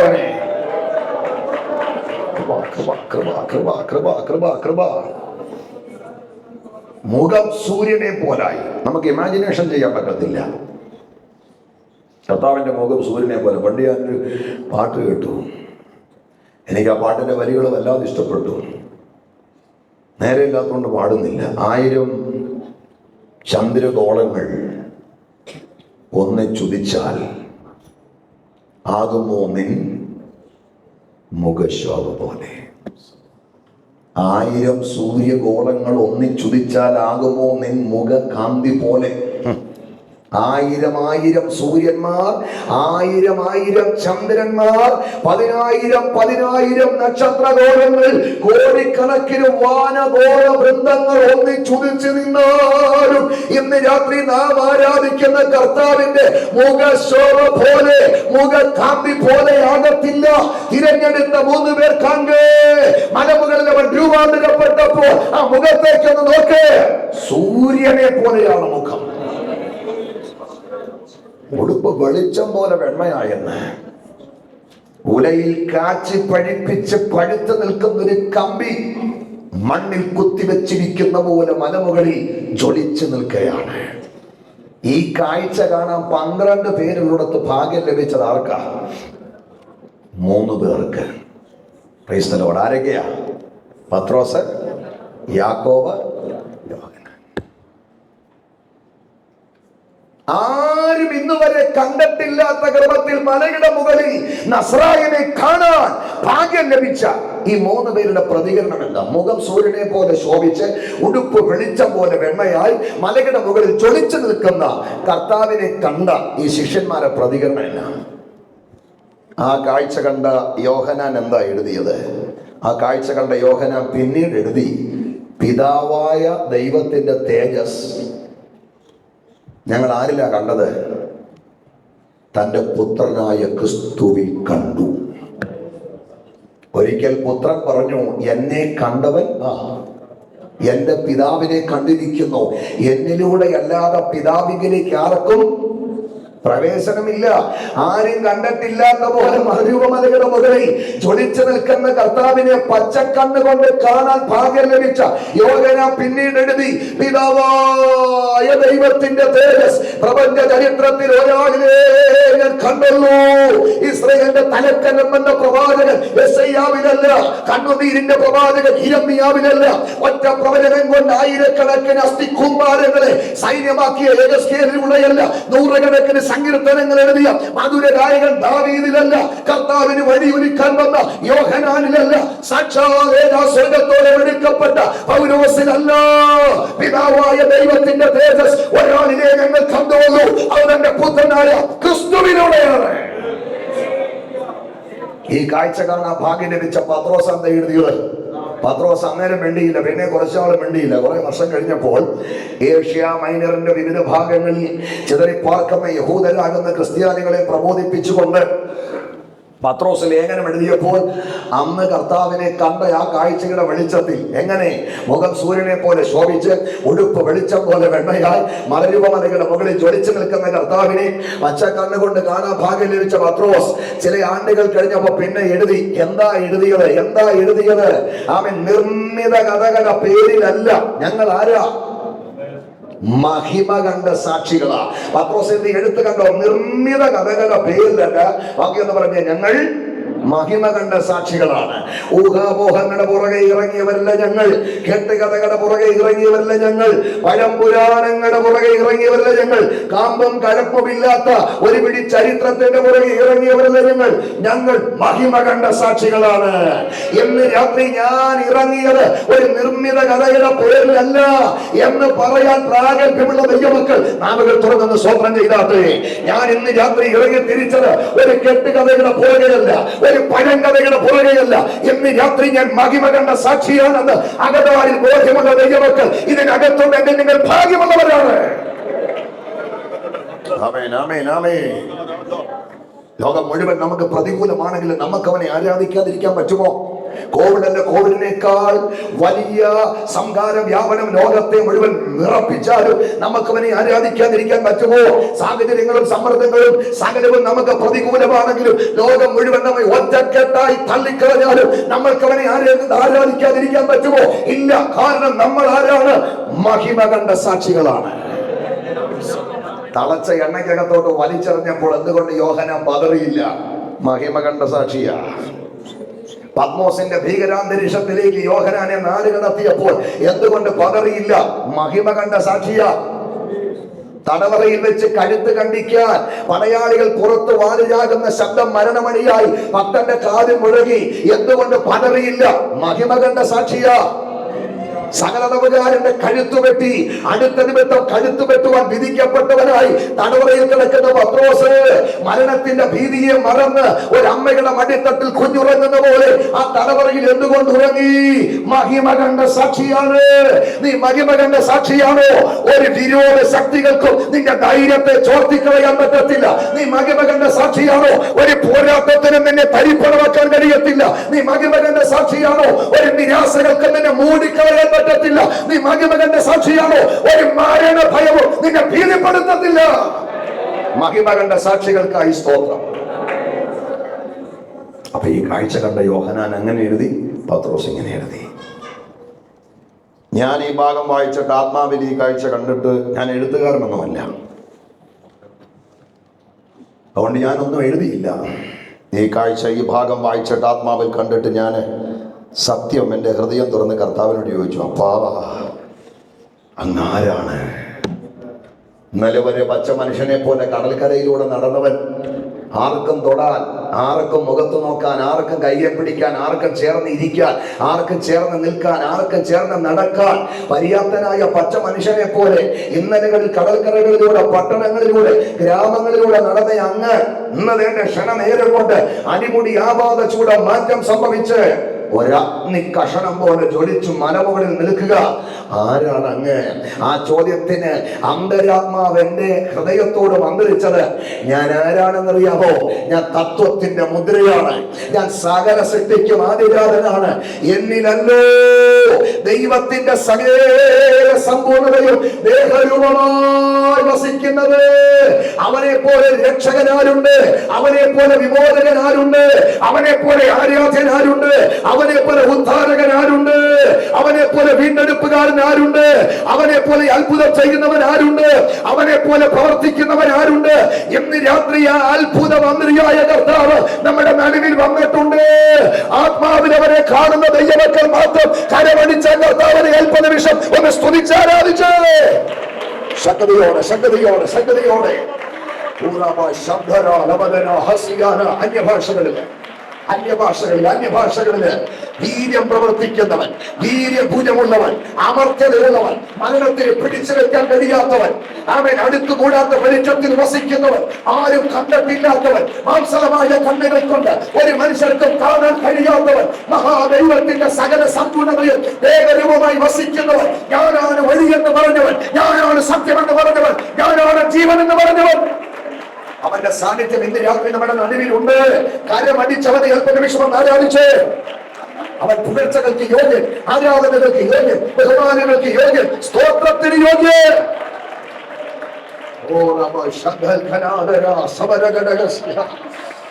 യേശുവിന് മഹത്വം, യേശുവിന് മഹത്വം. മരുഭൂമിയുടെ മുകളിൽ തിരഞ്ഞെടുത്ത 3 പേർക്കാണെങ്കിൽ ഇതാ ഇങ്ങനെ കൊണ്ട് ജ്വലിച്ചു നിൽക്കുക. മുഖം സൂര്യതുല്യമായി, വസ്ത്രം വെളിച്ചം പോലെ വെണ്മയായി. തിരഞ്ഞെടുത്ത 3 പേർക്കാങ്കിൽ കറയറ്റിങ്ങനെ അങ്ങോട്ട് കർത്താവ് ജ്വലിച്ചു നിൽക്കുക. അവര് ജ്വലിച്ച് കർത്താവ് നിൽക്കുമ്പോൾ ഈ കാഴ്ച കണ്ട് പത്രോസും യാക്കോബും യോഹന്നാനും പ്രജ്ഞയറ്റവരെ പോലെ ശ്വാസം പോലും വിടാൻ കഴിയാതെ ഞെട്ടിത്തരിച്ചു നിൽക്കുമ്പോൾ തൊട്ടുപുറകെ വേറൊരു കാഴ്ച കൂടെ അവര് കാണുക. ആ കാഴ്ച എന്താ? ജ്വലിച്ച് നിൽക്കുന്ന, രൂപാന്തരപ്പെട്ട് നിൽക്കുന്ന നമ്മുടെ കർത്താവിന്റെ 2 വശങ്ങളിൽ അതുപോലെ തന്നെ ജ്വലിച്ച് നിൽക്കുന്നു ശക്തരായ 2 വ്യക്തി പ്രഭാവങ്ങൾ. ആരൊക്കെയാണ്? ഉറക്കിയെന്ന് പറഞ്ഞേ. മോശ, അവനേതാ ഇവനേതാ ഇവനേതാന്നറിയാൻ പറ്റാത്ത ക്രമത്തിൽ മറിഞ്ഞു മലയുടെ മുകളിൽ 3 പേര് ഒരുപോലെ ജ്വലിച്ചു നിൽക്കുക. ആരൊക്കെയാ? മോശയും ഏലിയാവും യേശുവും. ഒരു ഹല്ലേലൂയ പറഞ്ഞാട്ടെ. ഒന്നാമത് കർത്താവ് തേജസ്കരിക്കപ്പെട്ട് നിൽക്കുന്ന കാഴ്ച കണ്ട് പകുതി ജീവൻ പോയവരെ പോലെ നിൽക്കുക. പത്തവന്റെ കരുത്തരായ 2 വ്യക്തി പ്രഭാവങ്ങൾ 2 വശത്ത് നിൽക്കുക. ആരാണ് ഈ മോശയും ഏലിയാവും? മോശയും ഏലിയാവിനെ കുറിച്ച് ഓരോ കാര്യം ഒന്ന് പറയാം. യേശുക്രിസ്തുവിന്റെ 2 വശങ്ങൾ നിൽക്കുന്ന മോശയും ഏലിയാവും ആരാ? അങ്ങനെ അറിയാം. മോശ ഏലിയാവും ആരാ? നന്നായിട്ട് അറിയാം. ആരാണ് മോശ? മോശയെ കുറിച്ച് പറഞ്ഞാൽ മോശ ന്യായപ്രമാണത്തിന്റെ ദാതാവാ. ആരാണ് ഏലിയാവ്? ഏലിയാവിനെ കുറിച്ച് പറഞ്ഞാൽ ഏലിയാവ് പഴയ നിയമ പ്രവാചകന്മാരിൽ പ്രധാനിയാ. ഇവർ 2 പേരും 2 വിഭാഗക്കാരുടെ റെപ്രസെന്റേറ്റീവുമാരാ, വക്താക്കളാ, പ്രതിനിധികളാ. മോശ ഏത് വിഭാഗത്തിന്റെ പ്രതിനിധിയാണെന്നറിയാമോ? മോശ ന്യായപ്രമാണത്തിന്റെ ദാതാവാണെങ്കിലും ഏത് വിഭാഗത്തിന്റെ പ്രതിനിധിയാണെന്നറിയാമോ? മരിച്ച് മഹത്വത്തിൽ പ്രവേശിച്ച വിശുദ്ധന്മാരുടെ പ്രതിനിധിയാണ്. ആര്? മോശ. ഏലിയാവോ? ഏലിയാവ് ജീവനോടെ രൂപാന്തരം പ്രാപിച്ച് മഹത്വത്തിൽ പ്രവേശിച്ച വിശുദ്ധന്മാർക്ക് പ്രതിനിധി. അപ്പൊ പ്രിയരെ, വിശുദ്ധന്മാർക്ക് 2 നിലയിൽ മഹത്വത്തിൽ പ്രവേശിക്കാം. ഒന്ന്, മരിച്ചു മഹത്വത്തിൽ പ്രവേശിക്കാം. 2, ജീവനോടെ രൂപാന്തരം പ്രാപിച്ചു മഹത്വത്തിൽ പ്രവേശിക്കാം. 2 നിലയിൽ മഹത്വം. നമ്മളെങ്ങനെ പ്രവേശിക്കും? ഒന്നും മിണ്ടണ്ട. എങ്ങനെ പ്രവേശിക്കുമെന്ന് നമുക്ക് പറയാൻ പറ്റത്തില്ല. ഞാൻ മരിച്ചു പ്രവേശിക്കുമെന്ന് പറഞ്ഞപ്പോൾ കാഹളം തെളിച്ചാൽ ആ വാക്ക് പാഴാകും. ഞാൻ ജീവനോടെ രൂപാന്തരം പ്രാപിച്ചു പോകുമെന്ന് പറഞ്ഞ് മരിച്ചുപോയ ആ വാക്കും പാഴാകും. അതുകൊണ്ട് എങ്ങനെയും അങ്ങ് പ്രവേശിച്ചാൽ മതി കേട്ടോ. മോശ മരിച്ചു മഹത്വത്തിൽ പ്രവേശിച്ച വിശുദ്ധന്മാർക്ക് പ്രതിനിധി. ഏലിയാവോ? ജീവനോടെ രൂപാന്തരം പ്രാപിച്ചു മഹത്വത്തിൽ പ്രവേശിച്ച വിശുദ്ധന്മാർക്ക് പ്രതിനിധി. അപ്പൊ ഒരു ദൂതി ഞാൻ പറയാം. മോശ മരിച്ചു, അതുകൊണ്ടാണ് മരിച്ചു മഹത്വത്തിൽ പ്രവേശിച്ച വിശുദ്ധന്മാരുടെ പ്രതിനിധിയായത്. ഇപ്പുറം നിൽക്കുന്ന ഏലിയാവ് മരിച്ചോ? പറഞ്ഞേ. അയ്യോ, എനിക്ക് നോട്ടമൊക്കെ കണ്ടിട്ട് ഏലിയാവ് ജീവിച്ചിരുന്നോ എന്ന് പോലും ഞാനിങ്ങനെ ചിന്തിച്ചു പോവുക.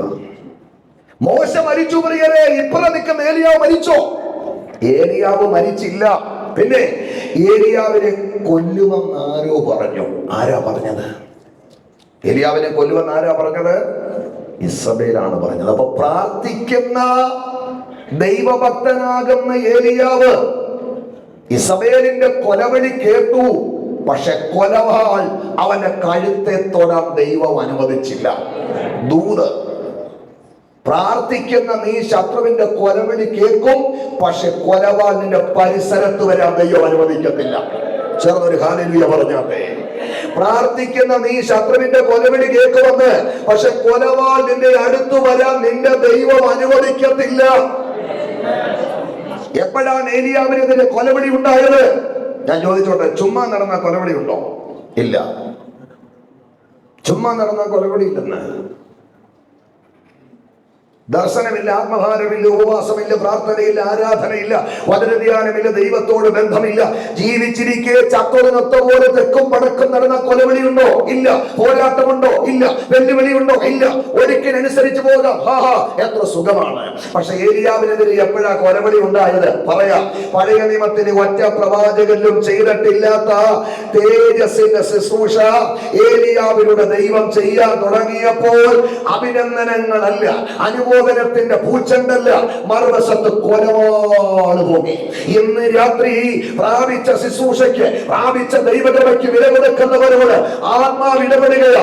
ആരിലും ചെയ്തിട്ടില്ലാത്ത ചിലര്, ആരിലും വെളിപ്പെട്ടിട്ടില്ലാത്ത ചിലര് നിന്നിലൂടെ ദൈവം ചെയ്യുമ്പോൾ അഭിനന്ദനങ്ങളല്ല, അനുമോദനത്തിന്റെ പൂച്ചണ്ടല്ല, മറുവശത്ത് കൊലവാളുണ്ടെന്നുള്ള കാര്യം മറന്നു പോകരുത്.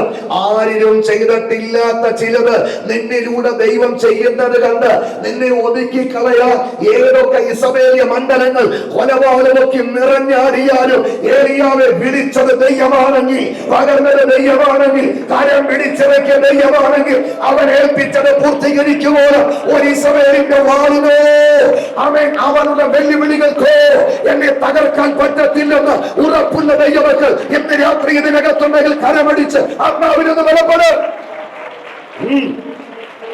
ശക്തിയോടെ ശക്തിയോടെ ശക്തിയോടെ ശക്തിയോടെ അത്തവന ഹദുര ജലഗടല ഇങ്ങപല ഗടഗബല ഹദുര ജലഗടല ശബദോ ഫദനോ ഹദനോ ഹദന ഇദബന കിദബ ഹദന ഗടഗബ ഹദന അംബദോ ലദീബല വൗഷബ ഹദന.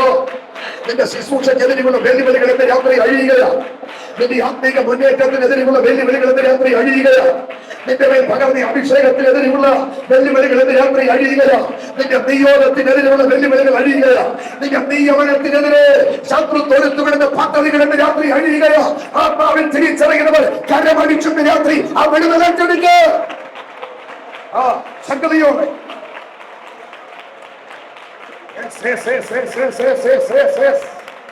ദൈവശക്തി വ്യാപരിക്കട്ടെ, ദൈവശക്തി വ്യാപരിക്കട്ടെ, ദൈവശക്തി വ്യാപരിക്കട്ടെ.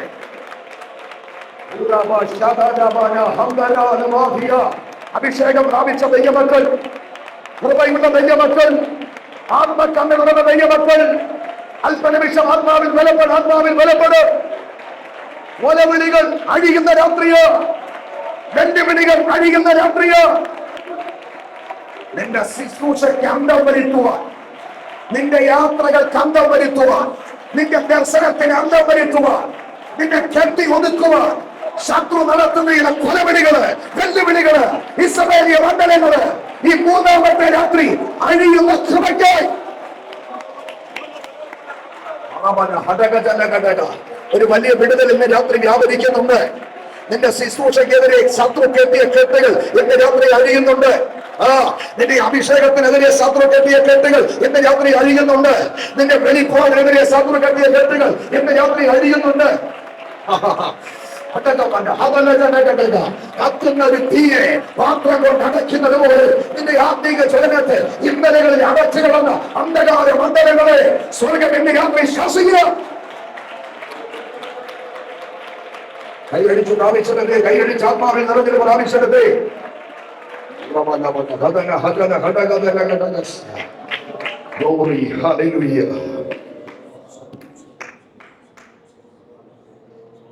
കൊലവിളി കേട്ട് ഏലിയാവ്, പക്ഷെ കൊല ചെയ്യപ്പെടാൻ ദൈവം അനുവദിച്ചോ? നാളെ ഈ നേരത്ത് എന്നെ കൊല്ലുമെന്ന് ഒറ്റ ശുശ്രൂഷ വെളിപ്പെട്ടപ്പോൾ, ഏലിയാവിനോട് വെളിപ്പെട്ട ശുശ്രൂഷകളുടെ ആഴം ചാരന്മാരിലൂടെ മനസ്സിലാക്കിയ ഇസബേല് വെളിപ്പെട്ട ശുശ്രൂഷയുടെ ഉജ്ജ്വല ജ്വലനത്തിന്റെ ഭാഗമായി അവിടെ പ്രവാചകന്മാർ തകർന്നു വന്ന വാർത്ത കേട്ട ഇസബേല് കരിങ്കാളിയെ പോലെ ഉറഞ്ഞതുള്ള ഉറയിൽ നിന്നും വാളൂരി ഒരു പ്രതിജ്ഞ ചെയ്തു, നാളെ ഈ നേരം എന്റെ പ്രവാചകരിൽ ഒരുവനെ പോലെ ഞാൻ നിന്നെ ആക്കും. ആമേൻ. ഇന്ന് രാത്രി ഒറ്റ കാര്യം നമുക്ക് ഏലിയാവിനോട് ഇസ്രായേലിനോട് ചോദിക്കാം. വെളിപ്പെട്ട ശുശ്രൂഷയുടെ പേരിൽ ഏലിയാവിനെ അങ്ങ് ഇല്ലാതാക്കുമെന്ന് വെല്ലുവിളി മുഴക്കിയ ഇസബേലേ, നീ ഇപ്പൊ എവിടെയാ? വെളിപ്പെട്ട ശുശ്രൂഷയുടെ പേരിൽ ശത്രുവിന്റെ കൊലവിളി കേട്ട ഏലിയാവെ ആദരവോടെ ഞങ്ങൾ നിന്നോട് ചോദിക്കുക, അങ്ങിപ്പോൾ എവിടെ നിൽക്കുന്നു? നാളെ ഈ നേരത്തില്ലാതാക്കുമെന്ന് കൊലവിളി മുഴക്കിയിട്ട് അവൾ എന്ത് ചെയ്യേ? മാളികയുടെ മുകളിൽ നിന്ന് താഴോട്ട് നോക്കി സ്വർണ്ണ നിറമുള്ള മുടി ചീകി വിരിക്കൊണ്ട് നിൽക്കുമ്പോൾ താഴെ കൂടെ രണ്ടുപേര് പോകുക. ചോദിച്ചു, ശുഭമാണോ? അവർ പറഞ്ഞു, അവളെ ഇങ്ങനെ താപ്പോട്ടിടാൻ പറഞ്ഞു. കാലെ പിടിച്ച് രണ്ടാളുകൾ അവളെ പൊക്കി താപ്പോട്ടിട്ടു. ദേ മാളികയുടെ മുകളിൽ നിന്നും താപ്പോട്ട് വരിക. നേരെ ജോവിയല്ല, തലയും കുത്തി. പഴുത്ത കൂടച്ചക്ക താപ്പോട്ട് വന്ന് വീണ് തകരുന്നത് പോലെ അവൾ തലയും കുത്തി താപ്പോട്ട് വന്നു. അവിടെ തല കട്ടളപ്പടിയിൽ തട്ടി ചിതറി അവിടെ രക്തം നായ്ക്കുട്ടികൾ നക്കിയെന്നാണ്. ഭക്തനെ കൊല്ലുമെന്ന് കൊലവിളി മുടക്കിയ ഇസബേല് മാളികയുടെ മുകളിൽ നിന്നും തല തകർന്ന് താപ്പോട്ട് വരുമ്പോ കൊലവിളി കേട്ട ഏലിയാവ് എന്ത് ചെയ്യേ? മാളികയുടെ മുകളിൽ നിന്നും തല തകർന്ന് താപ്പോട്ട് വന്നില്ല. യോർദാന്റെ മറുകരയിൽ അഗ്നിരഥമിറങ്ങി അഗ്നിരഥത്തിൽ ചവിട്ടിക്കയറി മരണത്തിന്റെ രുചി അറിയാതെ അവൻ മേപ്പോട്ട് പോയി. ഏലിയാവിനെ തകർക്കുമെന്ന് വാദിക്കുന്ന ഇരുട്ടിന്റെ ആധിപത്യങ്ങൾ തല തകർന്ന് താപ്പോട്ട് വരുമ്പോൾ പ്രാർത്ഥിക്കുന്ന ഭക്തൻ തല ഉയർത്തിപ്പിടിച്ചു മുൻപോ മുകളിലോട്ട് പോവുക. പ്രാർത്ഥിക്കുന്നവന്റെ തല താണ ചരിത്രമില്ലെന്ന് വിശ്വസിക്കുന്ന ദൈവർക്ക് ഇന്ന് രാത്രി ഇതിനകത്തുണ്ടെങ്കിൽ ഒന്ന് കാര്യമാടിച്ച് ആത്മാവിലെന്ന് ബലപ്പെട്ട് ദൈവാത്മാവ് ഇന്ന് രാത്രി ചിലരോട് വ്യക്തമായിട്ട് ഇടപെടുകയാണ്.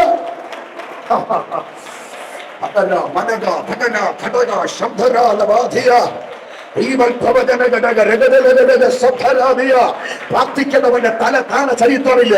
പ്രാർത്ഥിക്കുന്നവന്റെ തല കുനിഞ്ഞ ചരിത്രമില്ല. പ്രാർത്ഥിക്കുന്നവന്റെ തല ഉയർന്ന ചരിത്രമേ ഉള്ളൂ. പ്രാർത്ഥിക്കുന്നവന്റെ അവസ്ഥ ഉയർന്ന ചരിത്രമേ ഉള്ളൂ. 2026 നിന്റെ തല ദൈവം ഉയർത്തുന്ന വർഷമാണ്. ദൂതേറ്റെടുത്ത് സഭയാമേ പറഞ്ഞാണ്ട് സഭയോട് ദൈവാത്മാവ് ഇന്ന് രാത്രി ഇടപെടുകയാ. കുടുംബങ്ങളോട് ദൈവാത്മാവ് ഇന്ന് രാത്രി പ്രവചിക്കുകയാ. 2026 നിന്റെ തല ഉയരുന്ന വർഷമാണ്.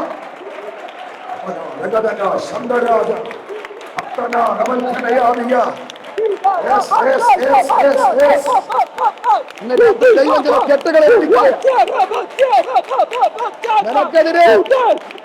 മൂന്ന് ജീവിതം ചേർന്ന് കെട്ടിയ ചില കെട്ടുകൾ രാത്രി ആത്മാവ് അഴിച്ചു മാറ്റുകയാണ്.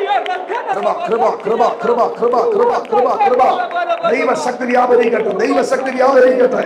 നീ തകർന്നു പോക, നീ തരിപ്പണമാക, നീ ഇല്ലാതാക, നിന്റെ പേര് പോലും തുടച്ചു കളയാ.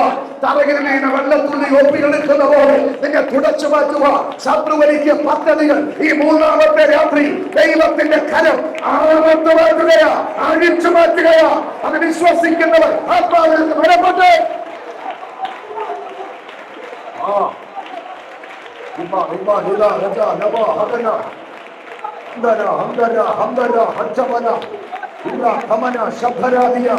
അഭിചാരങ്ങൾ അഴിയട്ടെ, മന്ത്രക്കെട്ടുകൾ അഴിയട്ടെ, ശത്രു ഉയർത്തിയ മതിലുകൾ അഴിയട്ടെ, ശത്രു ഉയർത്തിയ പദ്ധതികൾ അഴിയട്ടെ, കൊലബലികൾ അഴിയട്ടെ, മരണങ്ങൾ അഴിയട്ടെ, അപകടങ്ങൾ അഴിയട്ടെ, അനർത്ഥങ്ങൾ അഴിയട്ടെ. യേശുവിന്റെ നാമത്തിൽ, യേശുവിന്റെ നാമത്തിൽ 2026 നിന്റെ തല ഉയരുന്ന വർഷമാണ്. ഒരാമയം പറഞ്ഞാട്ടെ. നിന്റെ തല താഴുന്നത് കാണാം, നിന്റെ ശുശ്രൂഷയ്ക്ക് അന്തം വരുന്നത് കാണാം.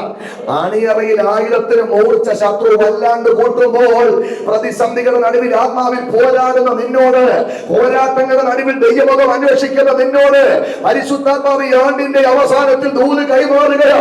പുതിയ വർഷം നിന്റെ തല ഉയരുന്ന വർഷമാണ്, നിന്റെ കുടുംബം ഉയരുന്ന വർഷമാണ്, നിന്റെ തലമുറയുടെ തല ഉയർന്ന വർഷമാണ്, നിന്റെ ശുശ്രൂഷ ഉയർന്ന വർഷമാണ്. നിന്നെ പകയ്ക്കുന്ന ഇരുട്ടിന്റെ ആധിപത്യങ്ങൾ തലതകർന്ന് നാപ്പോട്ട് വരുമ്പോൾ കരയുന്ന നീയേ, പ്രാർത്ഥിക്കുന്ന നീയേ, ഉപവസിക്കുന്ന നീയേ, ആരാധിക്കുന്ന നീയേ, പ്രാദേശിക അഭിഷേകത്തിന് വില കൊടുക്കുന്ന നീയേ. താപ്പോട്ട് വരത്തില്ല, താപ്പോട്ട് വരത്തില്ല, താപ്പോട്ട് വരത്തില്ല. മോനെ, നിന്റെ തല ഉയരാൻ പോവുക. മകളെ, നിന്റെ തല ഉയരാൻ പോവുക. കുഞ്ഞെ, നിന്റെ തല ഉയരാൻ പോവുക. അഭിഷേകനെ, നിന്റെ തല ഉയരാൻ പോവുക. സഭയെ, ഈ പട്ടണത്തിൽ ദൈവം നിങ്ങളുടെ തല ഉയർത്തും.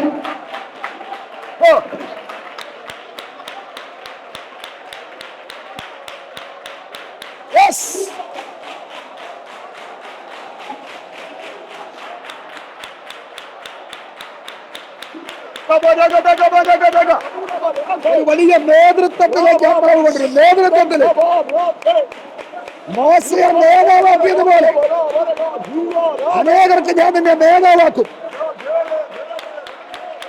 ചില വർഷങ്ങൾ കഴിയുമ്പോൾ അത് സംഭവിക്കും.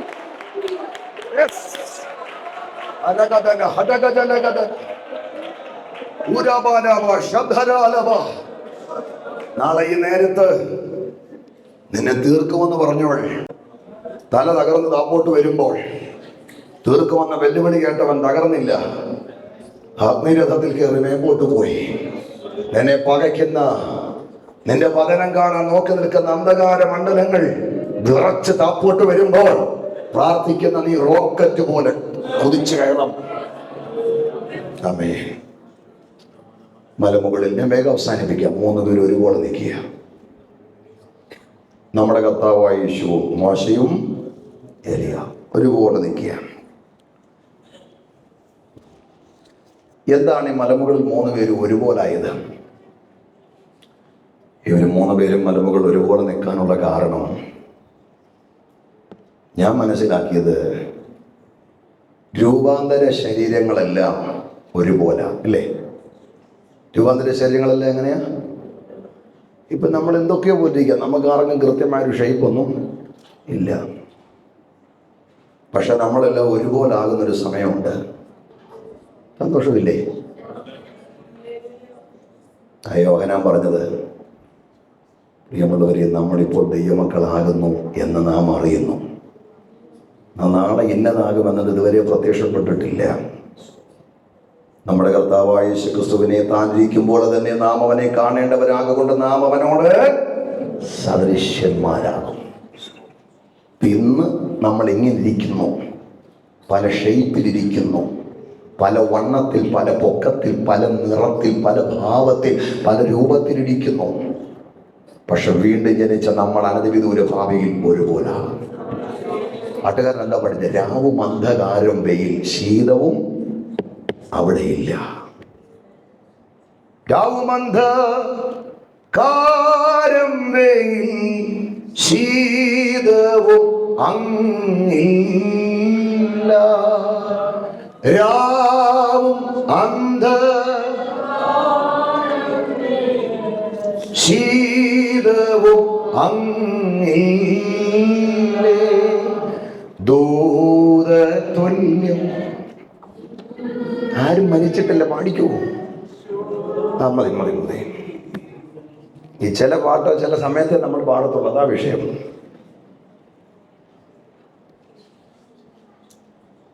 ഈ കത്തുന്ന അന്തരീക്ഷത്തെ ഒരു മരണവീടാക്കുന്നില്ല ഞാൻ.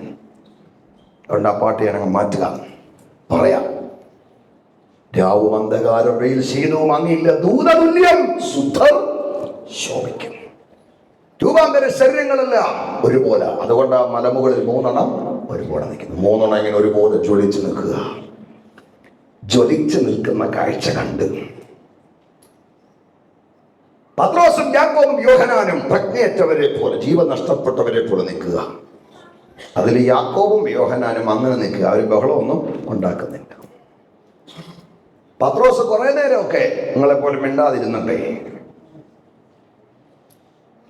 ഒരു 2-3 മിനിറ്റ് കഴിഞ്ഞ് പുള്ളി ഒന്ന് കുടഞ്ഞ് ചാടി ഓടി മുന്നോട്ട് വന്നിട്ട് കർത്താവിനെ നോക്കി 2 ഡയലോഗ്, ആ ഡയലോഗ് പറഞ്ഞിട്ട് ഞാൻ നിർത്താം. പക്ഷെ നേരം തീർന്നു. 2 ഡയലോഗ് അടിച്ചെന്നാ കർത്താവ്. കാര്യം എന്ത് കണ്ടാലും ആദ്യത്തെ പോപ്പൊക്കെ, പക്ഷെ എന്ത് കണ്ടാലും പെട്ടെന്ന് പ്രതികരിക്കുന്നയാളാണ് ആര്? മൂന്ന് പേര് ഒരുപോലെ നിൽക്കുന്ന കാഴ്ച കൊണ്ട് മറ്റുള്ള രണ്ടുപേരും അടങ്ങി നിൽക്കുക. പുള്ളി ചാടി തുള്ളി ഓടി വന്ന് കർത്താവിനെ നോക്കി രണ്ട് ഡയലോഗ്. എന്താ? കർത്താവെ, നാം ഇവിടെ ഇരിക്കുന്നത് നല്ല വാക്കാ, കൊള്ളാം. അടുത്ത് ശരി കടന്ന കൈയായിപ്പോയി. നിനക്ക് സമ്മതമെങ്കിൽ, ഏതായാലും സമ്മതം ചോദിച്ചല്ലോ, സമ്മതമെങ്കിൽ ഞാനിവിടെ 3 കുടിൽ. എത്ര കുടില? 3. ഒന്ന് നിനക്ക്, ഒന്ന് മോശയ്ക്ക്, ഒന്ന് ഏലിയാവിന്. പത്രോസ് ഈ വാക്ക് പറയുമ്പോൾ തന്നെ പ്രകാശമുള്ളൊരു മേഘം അവരുടെ മേൽ എഴുന്നേറ്റു. ആരുടെ മേൽ? യേശുവിന്റെ മേൽ, മോശയുടെ മേൽ, ഏലിയാവിന്റെ മേൽ. ഈ പ്രകാശമുള്ള മേഘം അവരുടെ മേൽ നിഴലിട്ടത് അഭിഷേകമായിട്ടല്ല, പ്രതിഷേധമായിട്ടാണ്. എപ്പോഴാ മേഘം നിഴലിട്ടത്? മുഖം ശോഭിച്ചപ്പോഴാണോ? അല്ലല്ലല്ല. ഉടുപ്പ് വെണ്മയായപ്പോഴാണോ? ഇല്ലെന്ന്. മോശയും ഏലിയാവും എടുത്തു പകുത്തു വന്നപ്പോഴാണ്? അല്ല. അപ്പോഴല്ലേ മേഘം ഇറങ്ങേണ്ടത്? പ്രകാശമുള്ള മേഘം അവരെ മറച്ചത് എപ്പോഴാ? 3 കൂടിൽ ഉണ്ടാക്കാം. ഒന്ന് നിനക്ക്, ഒന്ന് മോശയ്ക്ക്, ഒന്ന് ഏലിയാവിന് എന്ന വാക്ക് എപ്പോൾ പത്രോസ് പറഞ്ഞു, ആ നിമിഷം മേഘം വന്നവരെ മറച്ചു. 3 കുടിൽ ഇവിടെ ഉണ്ടാക്കാമെന്ന് പത്രോസ് പറഞ്ഞ ആ വാക്കിന്റെ ഇന്നർ മീനിങ് എന്നാന്നറിയാമോ? 3 പേര് ഒരുപോലെ നിൽക്കുന്ന കാഴ്ച കണ്ട പത്രോസ് ഒരു നിമിഷത്തേക്ക് യേശുക്രിസ്തുവിനെ മോശയ്ക്കും ഏലിയാവിനും സമനാക്കാൻ ഒരു ശ്രമം നടത്തി. മനസ്സിലായോ? അതാ 3 കുടിലെന്ന് പറഞ്ഞത്. 2 പറഞ്ഞാൽ ഞാൻ തൊടുകയില്ല, 1 പറഞ്ഞാൽ ഭാഗത്ത് പോവുകയില്ല. അയാൾ 3 കുടിലെന്ന് പറഞ്ഞതിന്റെ ഇന്നർ മീനിങ് 3 പേര് ഒരുപോലെ നിൽക്കുന്ന കാഴ്ച കണ്ട പത്രോസ് ഒറ്റ നിമിഷത്തേക്ക് യേശുവിനെ മോശയ്ക്കും ഏലിയാവിനും സമനാക്കാൻ ശ്രമം നടത്തി. കേട്ടോ? ആ ശ്രമത്തെ പേപ്പർ പോലെ ചുരുട്ടി ചരിത്രത്തിന്റെ ചപ്പുകൂലയിലേക്ക് എറിഞ്ഞിട്ട് പ്രതിഷേധം പോലെ മേഘമിറങ്ങിയിട്ട് പറഞ്ഞു, നടക്കത്തില്ല. പത്രോസ് ഒരു ദുർബല നിമിഷം യേശുവിനെ മോശയ്ക്കും ഏലിയാവിനും സമനാക്കാൻ ഒരു ശ്രമം നടത്തിയതുപോലെ ലോകത്തിന്റെ പല ഭാഗങ്ങളിൽ പലരും കർത്താവിനെ പലർക്കും സമരാക്കാൻ ശ്രമം നടത്തുന്നുണ്ട്. ആരൊക്കെ യേശുവിനെ ആർക്കൊക്കെ സമരാക്കാൻ ശ്രമം നടത്തിയാലും നമ്മൾ മുഴു ലോകത്തോട് പറയും, ലോകത്തിൽ ആർക്കും തുല്യം ചൊല്ലാൻ പറ്റാത്ത അതുല്യനായ ഒരു വ്യക്തിപ്രഭാവം ഉണ്ടെങ്കിൽ നമ്മുടെ രക്ഷകനാകുന്ന യേശുക്രിസ്തു മാത്രമാണ്. കരമടിച്ചോടിയെന്ന് ആരാധിക്കുക. ഓരോ ശക്തിയോടെ അവൻ മോശയേക്കാൾ വലിയവൻ, അവൻ ഏലിയാവിനേക്കാൾ വലിയവൻ, അവൻ ദാവീദിനേക്കാൾ വലിയവൻ, അവൻ ആമോസിനേക്കാൾ വലിയവൻ, അവൻ അഹരോനേക്കാൾ വലിയവൻ, അവൻ ദേവാലയത്തേക്കാൾ വലിയവൻ, അതിലത്തെ യാഗപീഠങ്ങളെക്കാൾ വലിയവൻ, അവിടുത്തെ യാഗങ്ങളെക്കാൾ വലിയവൻ, സ്വർഗത്തേക്കാൾ വലിയവൻ, പാതാളത്തേക്കാൾ വലിയവൻ, അവൻ ഭൂമിയേക്കാൾ വലിയവൻ, സ്വർഗാദി സ്വർഗങ്ങളേക്കാൾ വലിയവൻ. അവനെ പോലെ ഉയർന്നവൻ ആരുമില്ല, അവനെ പോലെ ഉന്നതൻ ആരുമില്ല, അവനെ പോലെ വലിയവൻ ആരുമില്ല, അവനെ പോലെ ആരാധന ആരുമില്ല. അവനൊപ്പം പറയാൻ ലോകത്തെ സ്വാധീനിച്ച ആരെയും നമ്മൾ വിമർശിക്കുക, അവരെല്ലാം ആദരിക്കുന്നു. ലോകത്തെ ചലിപ്പിച്ച മഹാസാമ്രാട്ടുക്കളെയും മഹാരഥന്മാരെയും ഒക്കെ ആദരിക്കുന്നു. പക്ഷെ അവർക്കാർക്കും നമ്മൾ യേശുവിനെ സമരാക്കാത്തത് എന്നാന്നറിയാമോ? അവരൊക്കെ മരണം കൊണ്ട് അസ്തമിച്ചു എന്നതിന്റെ തെളിവായി പ്രപഞ്ചത്തിന്റെ പല ഭാഗത്ത് അവരുടെ കല്ലറകൾ ഇന്ന് രാത്രി അടഞ്ഞു കിടക്കുമ്പോൾ മരിച്ചുവെങ്കിലും മരണത്തെ ജയിച്ച് ഉയർത്തെഴുന്നേറ്റ ഒരുവനേ ഉള്ളൂ. അവൻ ഇന്ന് രാത്രി നമ്മുടെ നടുവിലുണ്ട്. അത് നമ്മുടെ കർത്താവാണ്. അവന്റെ ശ്രേഷ്ഠതയെ വിശദീകരിക്കാൻ രാത്രിക്ക് നീളം പോലെ ഞാൻ വിടുകയാണ്. പത്രോസിന്റെ ഉള്ളിലെ ആശയത്തെ ചുരുട്ടി ദൂരോട്ടെറിഞ്ഞ് പ്രതിഷേധം പോലെ മേലുറങ്ങി. ആ മേഘത്തിൽ നിന്ന് 3 വാക്ക് ഞാൻ നിർത്തട്ടെ. ഒന്ന്, ഇവൻ എൻ്റെ പ്രിയപുത്രൻ. 3 പേരുണ്ട്. മുഴങ്ങിയത് ബഹുവചനമല്ല, ഏകവചനമാ, ഇവൻ. 2, ഇവരിലല്ല, ഇവങ്കൽ ഞാൻ പ്രസാദിച്ചിരിക്കുന്നു. 3 നമ്മുടെ വിഷയം. ഇവർക്കല്ല, ഇവന് ചെവി കൊടുപ്പി. കൈ ഉയർത്തിയവരല്ലേ പറഞ്ഞാട്ടെ, ഇവന് ചെവി കൊടുപ്പി. ഇത്രയും പറഞ്ഞപ്പോൾ പത്രോസും യാക്കോബും യോഹന്നാനും എന്ത് ചെയ്യും? തോണ്ട കിടക്കുന്നുണ്ടോ? മേഘം ഇറങ്ങി 3 വാക്ക് മുഴങ്ങിയപ്പോൾ പത്രോസും യാക്കോബും യോഹന്നാനും എന്ത് ചെയ്തുകൊണ്ട് കിടക്കുന്നു? അത് കേട്ടിട്ട് അവര് ഏറ്റവും ഭയപ്പെട്ട് എന്നൊന്നും ആരും പറഞ്ഞില്ല. ആത്മവിശ്വതയല്ല, തുവാല കൊണ്ട് എറിഞ്ഞിടുവൊന്നും അല്ലായിരുന്നു. ഇത് കണ്ട് ഭയപ്പെട്ട് അവരെന്ത് ചെയ്തു? കമന്നു വീണു.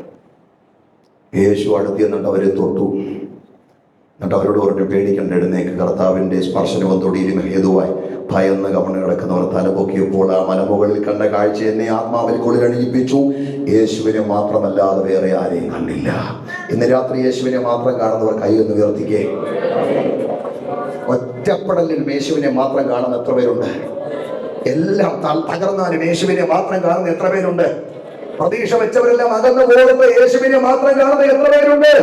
മരണത്തിന്റെ ഭാഷകൾ നിന്നെ ചുറ്റട്ടെ, പാതാളത്തിന്റെ വേദനകൾ നിന്നെ പിടിക്കട്ടെ, അതിന്റെ നടുവിൽ യേശുവിനെ മാത്രം കാണുന്നവർ ആ കരമൊന്നടിച്ചോട്ടെ.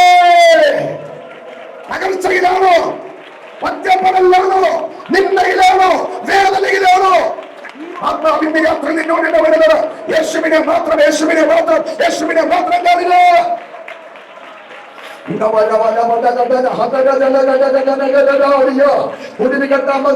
കൂടെ ഉള്ളവരും എല്ലാം മാറും. മാറാത്തവൻ യേശു മാത്രം.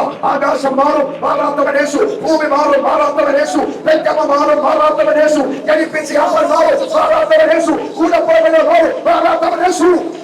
യേശുവിനെ മാത്രം കാണാൻ നിനക്ക് തകർച്ച ചെയ്യണ്ട, ജയമാ. യേശുവിനെ മാത്രം കാണാൻ എന്ത് ചെയ്യും? മോശയിലെയോ ഇവൻ എന്റെ പ്രിയപുത്രനെ വേഗം ഞാൻ പ്രസാദിച്ചിരിക്കുന്നു, ഇവന് ചെവി കൊടുക്കുന്ന 3 വാക്കിന് മുമ്പിൽ മോശയും ഏലിയാവും എവിടെ പോയി? എന്തുകൊണ്ട് യേശു മാത്രം പ്രത്യക്ഷപ്പെട്ടു? ഹല്ലേലൂയ. ഈ 3 വാക്കിന് മുമ്പിൽ മോശയും ഏലിയാവും അപ്രത്യക്ഷനായി. എന്തുകൊണ്ട് അപ്രത്യക്ഷമായത്? പിന്നിട്ട നാളിതുവരെ അകലുകോടി ജനം ചെവി കൊടുത്തത് ന്യായപ്രമാണത്തിനാണ്. എന്ന് പറഞ്ഞാൽ കർമ്മങ്ങൾക്കും ആചാരങ്ങൾക്കുമാണ്. മോശ ന്യായപ്രമാണത്തിന്റെ ദാതാവാ. ഇനിയും അകലുകോടി ജനം ചെവി കൊടുക്കേണ്ടത് ന്യായപ്രമാണത്തിന്റെ ആചാരങ്ങൾക്കും കർമ്മങ്ങൾക്കുമല്ല. ഇനിയും അകലുകോടി ജനം യേശുവിന് ചെവി കൊടുക്കണം. കാരണം ന്യായപ്രമാണത്തെ നിവർത്തിയാക്കാൻ അവൻ വന്നത്. എന്തുകൊണ്ട് ഏലിയാവ് പ്രത്യക്ഷനായി?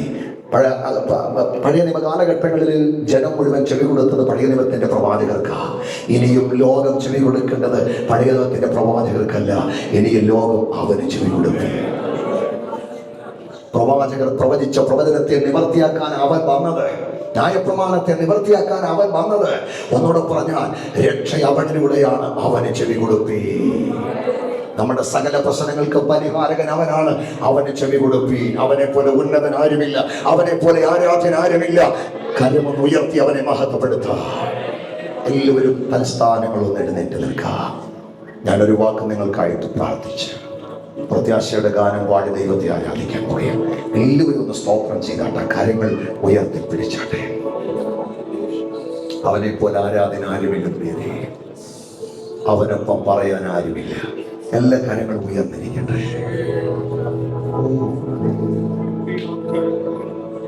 ഹൃദയ കണ്ണൊന്ന് തുറന്ന് അവനെ ഒന്ന് കണ്ടേ. മഹത്വമെല്ലാം അവന് കൊടുത്താട്ടെ. ഞങ്ങളുടെ കർത്താവേ, ഞങ്ങളങ്ങേ മഹത്വപ്പെടും, ഞങ്ങളങ്ങേ വാഴ്ത്തും. അങ്ങേപ്പോലെ ഉയർന്നവരുണ്ടെന്ന് ആരുമില്ല. ഇന്ന് രാത്രി അങ്ങേക്ക് ഞങ്ങൾ ചെവി തരികയാണ്. ഈ ജനത്തെ അനുഗ്രഹിക്കുന്നു. ഈ വചനം അവരുടെ അകത്തെ മനുഷ്യന് ബലമാകട്ടെ. നിത്യതയിലേക്കുള്ള ഓട്ടത്തിൽ ഈ വചനം അവർക്ക് ഊർജമാകട്ടെ. അവരുടെ ഉള്ളത്തെ കത്തിക്കട്ടെ. ഈ വചനം ജനത്തെ അനുഗ്രഹിക്കുന്നു.